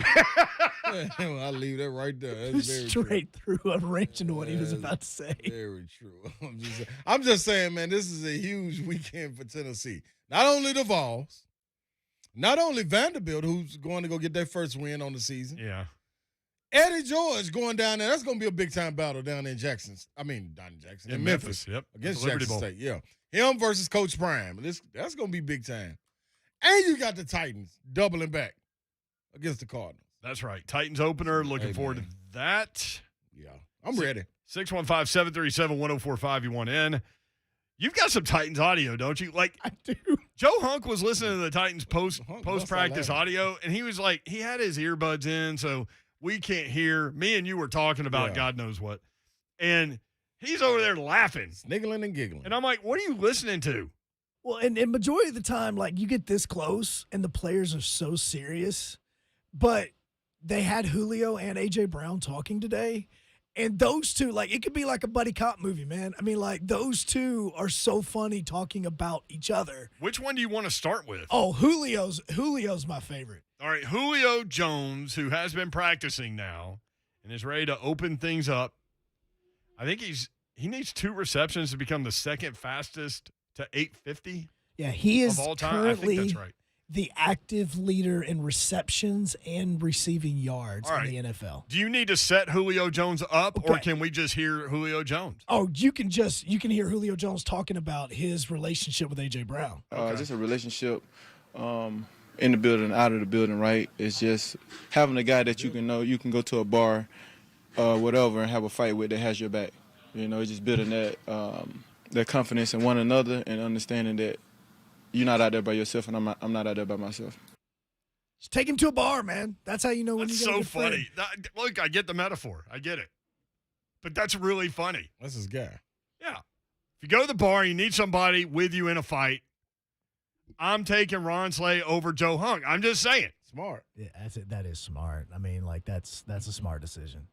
Have you seen us stand beside each other? It's a smart decision. See, I love Slay being added to the show because everybody tells me how small I am. Dude, one guy said you weigh like $170 on Twitter yesterday. Get that man a sandwich. Yeah. They sure did. That ain't true. But that's not what I'm talking about. I'm talking about like being short and all that. I put my little arm on his head. Yeah, that's right. Like Darrington Evans did to you. Now the best part is the media members were asking AJ and Julio the same question. So then they asked AJ about Julio, and this is what AJ said. Do you fish with him? No, I don't do no fishing. I can't. It's too slow for me. He said it creates patience. So Yeah, I that's don't got no patience. He 32. I'm 24. I like how he makes 32 sound like, man, he's 32. Yeah, I know. Like, so fishing's a young man's game. Yeah. I got to admit, man, I can't do it either. I cannot do it. I'll be thinking about all the stuff I need to be doing. I haven't done it I haven't done it since I was Can you little. sit like all day with a fishing pole at a pond? Give me a cigar and some bourbon or some tequila. beer? No, not no beer. I'll be out there peeing all day. I can't be just doing that's running the fish away. You got to dive in there. If you pee in the pond, does it send the fish away or does it Yes. draw them to you? No, it sends it away because the ripples of the water freak the fish out. No, you can't stand up on the boat. You got to jump in the water to pay the water bill. If you jump in the water, that also causes waves. Bingo. Which also scares the fish away. Bingo. Hey, let us talk to A.J. Brown about fishing. That's what I I'm trying mean, to tell you. Yeah, exactly. I'm just saying I get bored easily too. Yeah, I would have. I think I would give me a look. You can't play music. Can you play music? I don't think you can play music. There's got to be some good music that will soothe the Yeah, fish. there you go. And just I don't want them to hop in the boat, but you know what I mean, where they don't run away like, man, they a little too rowdy over there. What is that? Now, if you go marlin fishing, marlin will try to jump in the boat. Like they Really? try to stab you. Man, I had my partner. I've talked to Mark. Brett Bielema about that. Yeah. It's a true thing. Like they will try to go at you. I'm going to attempt that. I got a partner, Mark. Go deep sea Mark. fishing? Yep, Mark. He been trying to take me for 2 years now. It's so much fun. Mm-hmm. So much fun. Jason Swain joins us now, CEO of the Swain event in Knoxville. Jay Swain, what's up, man? How are you? Zane. What's up, guys? What's up, man? You ain't getting kidnapped this week. Everything's good. What's up? Hey, man, I had to tell my wife, man, where I was and who I was with, man, just in case. Ron Slay. That's the last known person you was with. Hey, Swain, I was driving in today and I was thinking about all these people that are building this Tennessee-Pittsburgh game up into this define Josh Heupel kind of game. And I thought, number one, that's not fair to him. Number two, that's not right. It's not right. Like, this is not the biggest game on the schedule. Tennessee's trying to be better than Missouri, Kentucky, and who else? South Carolina. Yes, Missouri, Kentucky, and South Carolina. That's where they are right now. All three of those games are bigger than this one. So what I'm saying is, and correct me if you think I'm wrong, I think a lot of people in our business are trying to build this game up so they can tear them down if they lose. Well, that's the cycle. That's what we do, and I say we, like, I'm talking about the whole media, not you and I, but like that's what we do. I mean, we build someone up and then we tear it down. That's what they do with Tim Tebow. That's what they do with Patrick Mahomes. You know, they built him up. He was a phenom, and they couldn't wait to tear him down when they lost the Super Bowl. So like that's just part of the cycle. You know, build him up, tear him down, and then you have this redemption story. So you're right, Brent. It is a huge game because you look at the SEC schedule and it's tough, absolutely. you have a chance to go into the Florida game undefeated. This game right here, winning this, puts you in a good spot for a bowl game. But, like, this is Josh Heupel's second game. Right. And I think people tend to forget what he inherited, what he has to do, and all the new players that he had to bring in. There's a lot of young players playing. There's a lack of depth in a lot of areas. Offensive line is thin. We're seeing that right now. So, yeah, it's a big game. It's a huge game for him if he wins, but, like, it's not a game that's going to define him. This is year one. This is the second game of his tenure. So, no, I think that's silly. I think you're totally right on that, man. But looking at the game, we know what Pitt has to offer in this game. They've always had a pass rush. We want to see what Milton will do, what adjustments he'll make coming into this game that he didn't do last week when everybody was pointing the finger. So what do you expect from a Heupel team going against this Pittsburgh team in week two? No, what'd you say? Go ahead. I'm sorry. No, I say in week two, like you were saying, the second game. Yeah, I mean, everyone gets so hyper-focused on the quarterback. Like, they don't know that there's 10 other guys that play. And Milton's issues last year, like last game, yeah, I mean, he missed some wide open receivers. He put balls on the ground. But he wasn't the only guy. Like, there were some drop passes. There were some routes that was not ran properly.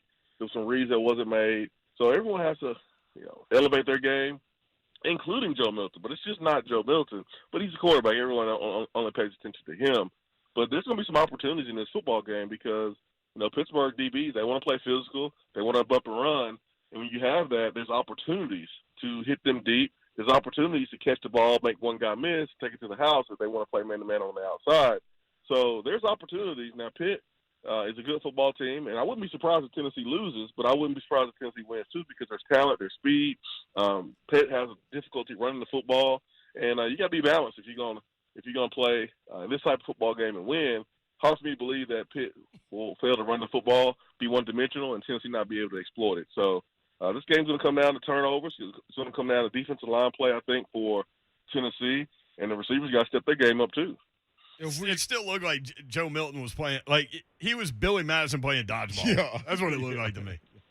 Yeah, it looked like he was playing in the backyard last week, and missed some passes. But I mean, the offensive line did a good job of giving him protection. Man, he was back there, counting the laces. Man, he was chilling in the backfield. I don't think he's gonna have that much time this week. He's gonna have to make a decisive decision, let it rip, and be accurate with the football. If we don't get to see a guy like Tyon Evans, dude, oh man, yeah, that's a tough one, right? When do we see a guy like 6'5", 227 run out there on the field and D Beck with, or does it skip over him and we just go to Jalen Wright? Who do we get to see back there? Jalen Wright's going to be Jalen Wright was third, behind Tyon Evans and Jabari Small. So we saw Jalen trying to bounce it a couple times outside. He's watched the film. They've corrected that, and hopefully he's ready to shoulder some load. Maybe Jabari Small gets 20-plus carries because Tyon Evans is out, or maybe we see Jalen Wright get 10-plus carries. But regardless, I think those two guys are going to be the ones that run about getting a lot of carries. That Bowling Green game, we saw Walk-On get in there before D. Beckwith. So everyone's looking at D. Beckwith saying, man, he's big, man. Why is he not out there? It's kind of like when Uros joined the team and he's 7 foot. It's like, hey, man, you're 7 foot. You should be playing basketball. Like, everyone does that. And, D. Beckwith got to get his pass down. He wants to play running back. And I thought I was going to see him a lot more. And, he has to continue to work and stay positive and show the coaches that he can be trusted. That's what it's all about. That's how you get playing time. Jason Swain with us, former Tennessee wide receiver, now media mogul in Knoxville, at Swain Event on Twitter, SwainEvent.com, the website.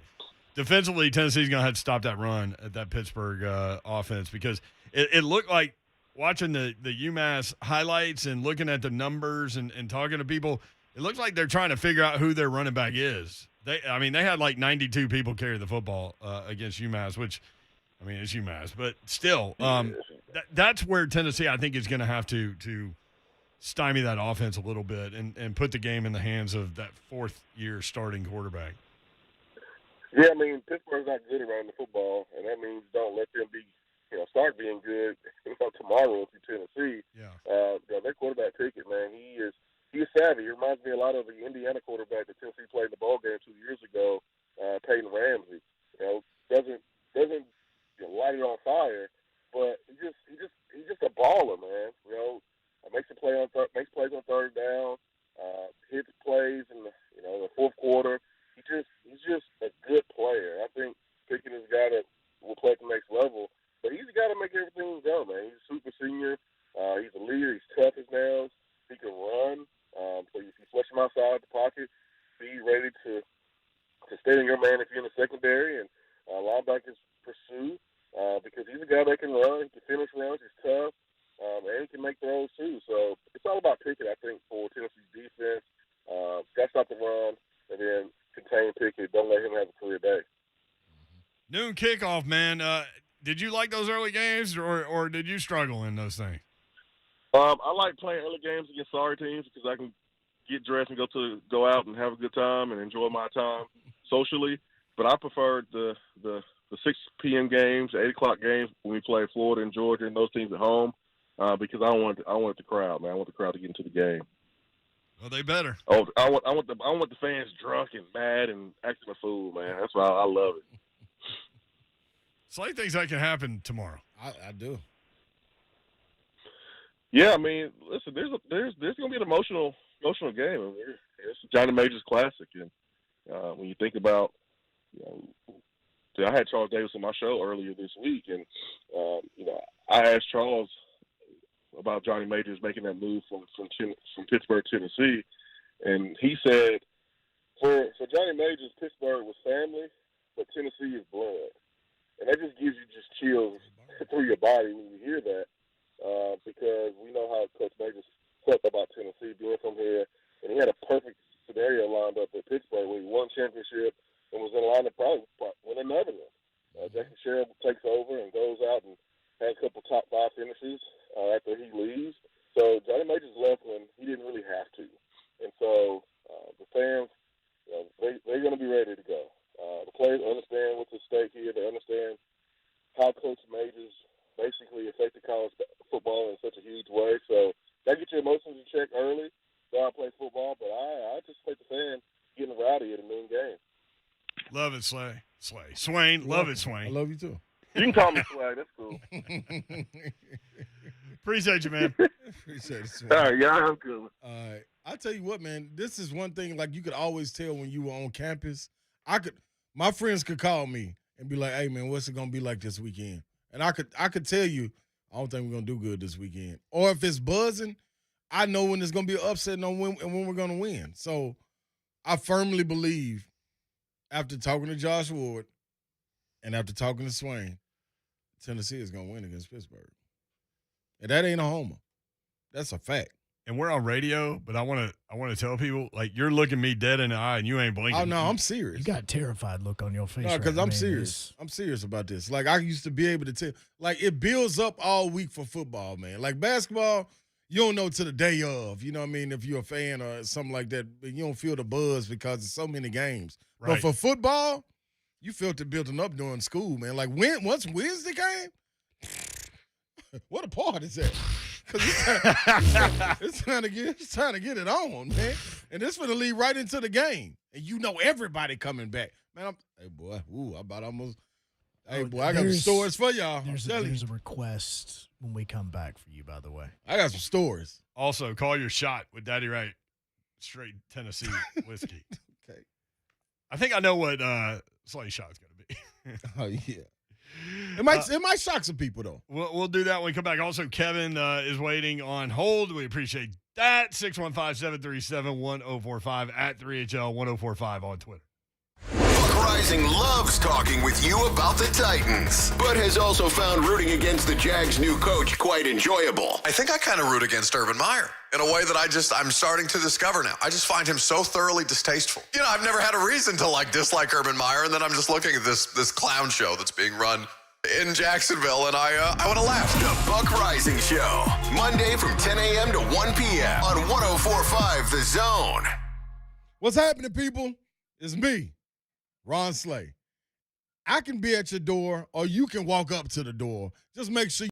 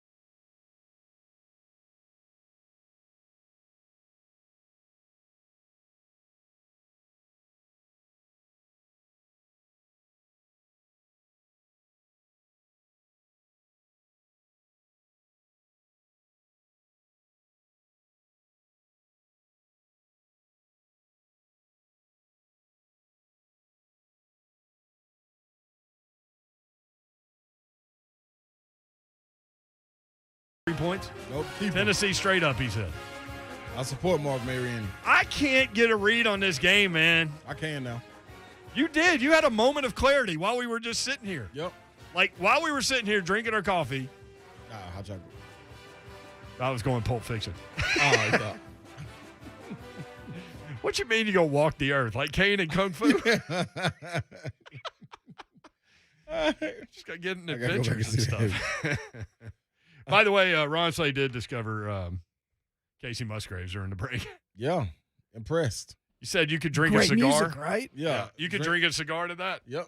Drink a cigar. Yes. I can smoke a cigar, post it up listening now. That's pretty dope. Slow burn. Slow burn. Yeah. That's my boy Gordy Red B. Yeah, Rhett Brian came in. He's like, what y'all listening to? Casey? Mm-hmm. Sure did. Loves her music. Yeah, I do too. He hate V. Big Casey Musgraves fan. All right. So Tennessee, I don't have a real good feel on that one. Got a feel now. You do. You think Tennessee's going to win now? Nah, yeah. Now I was, but now, you know, and I'm telling y'all, I'm giving y'all something factual. Tennessee wins by 12. Wow. Okay. Yeah. Yep. Points. 12 points. Y'all need to look at the seriousness in this man's And face. I mean it from Zone the depths TV of my can soul. clarify. Yeah, from the depths of my soul. Like I'm saying it with tears in my eyes. I mean it. I mean it. If this happens, our text chain at about 2:30 tomorrow is going to be lit. Oh, yeah. I mean, that's just what it's going to be. So Nard Dog's not going to know what hit him with the crowd, right? No, he did this. This is all his fault. This is all his fault. I remember, what year was that when Cal came in there talking all that crap? Like non-conference opponent going, we've played in big buildings before. Yep. We've played before other large fan bases before. All either that 04 05, one of them two.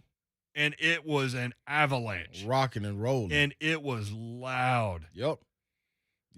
I remember that because I had to go. I was tailgating with BG, and then we were over there behind the Wendy's parking lot before they tore the Wendy's parking lot down. We was tailgating right there, but they put that building up right there where I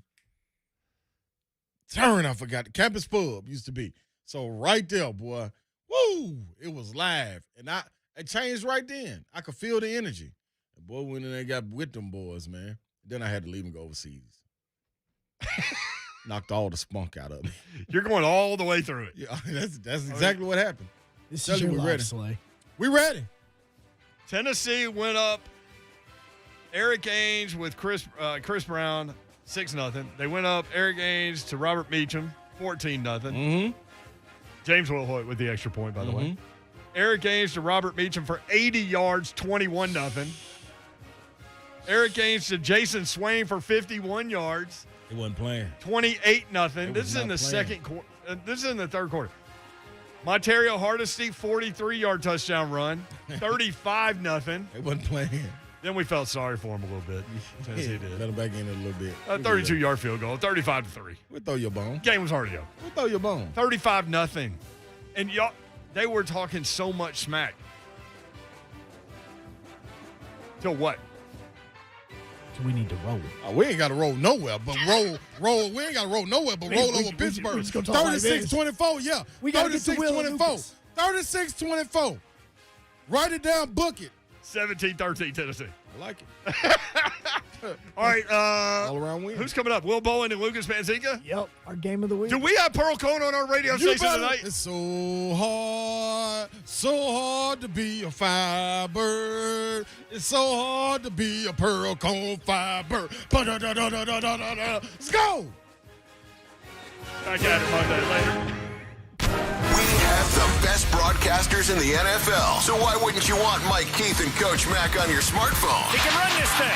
40, 45, 50, 45, Tannehill to the 41. What an effort. Hear every Titans game by downloading the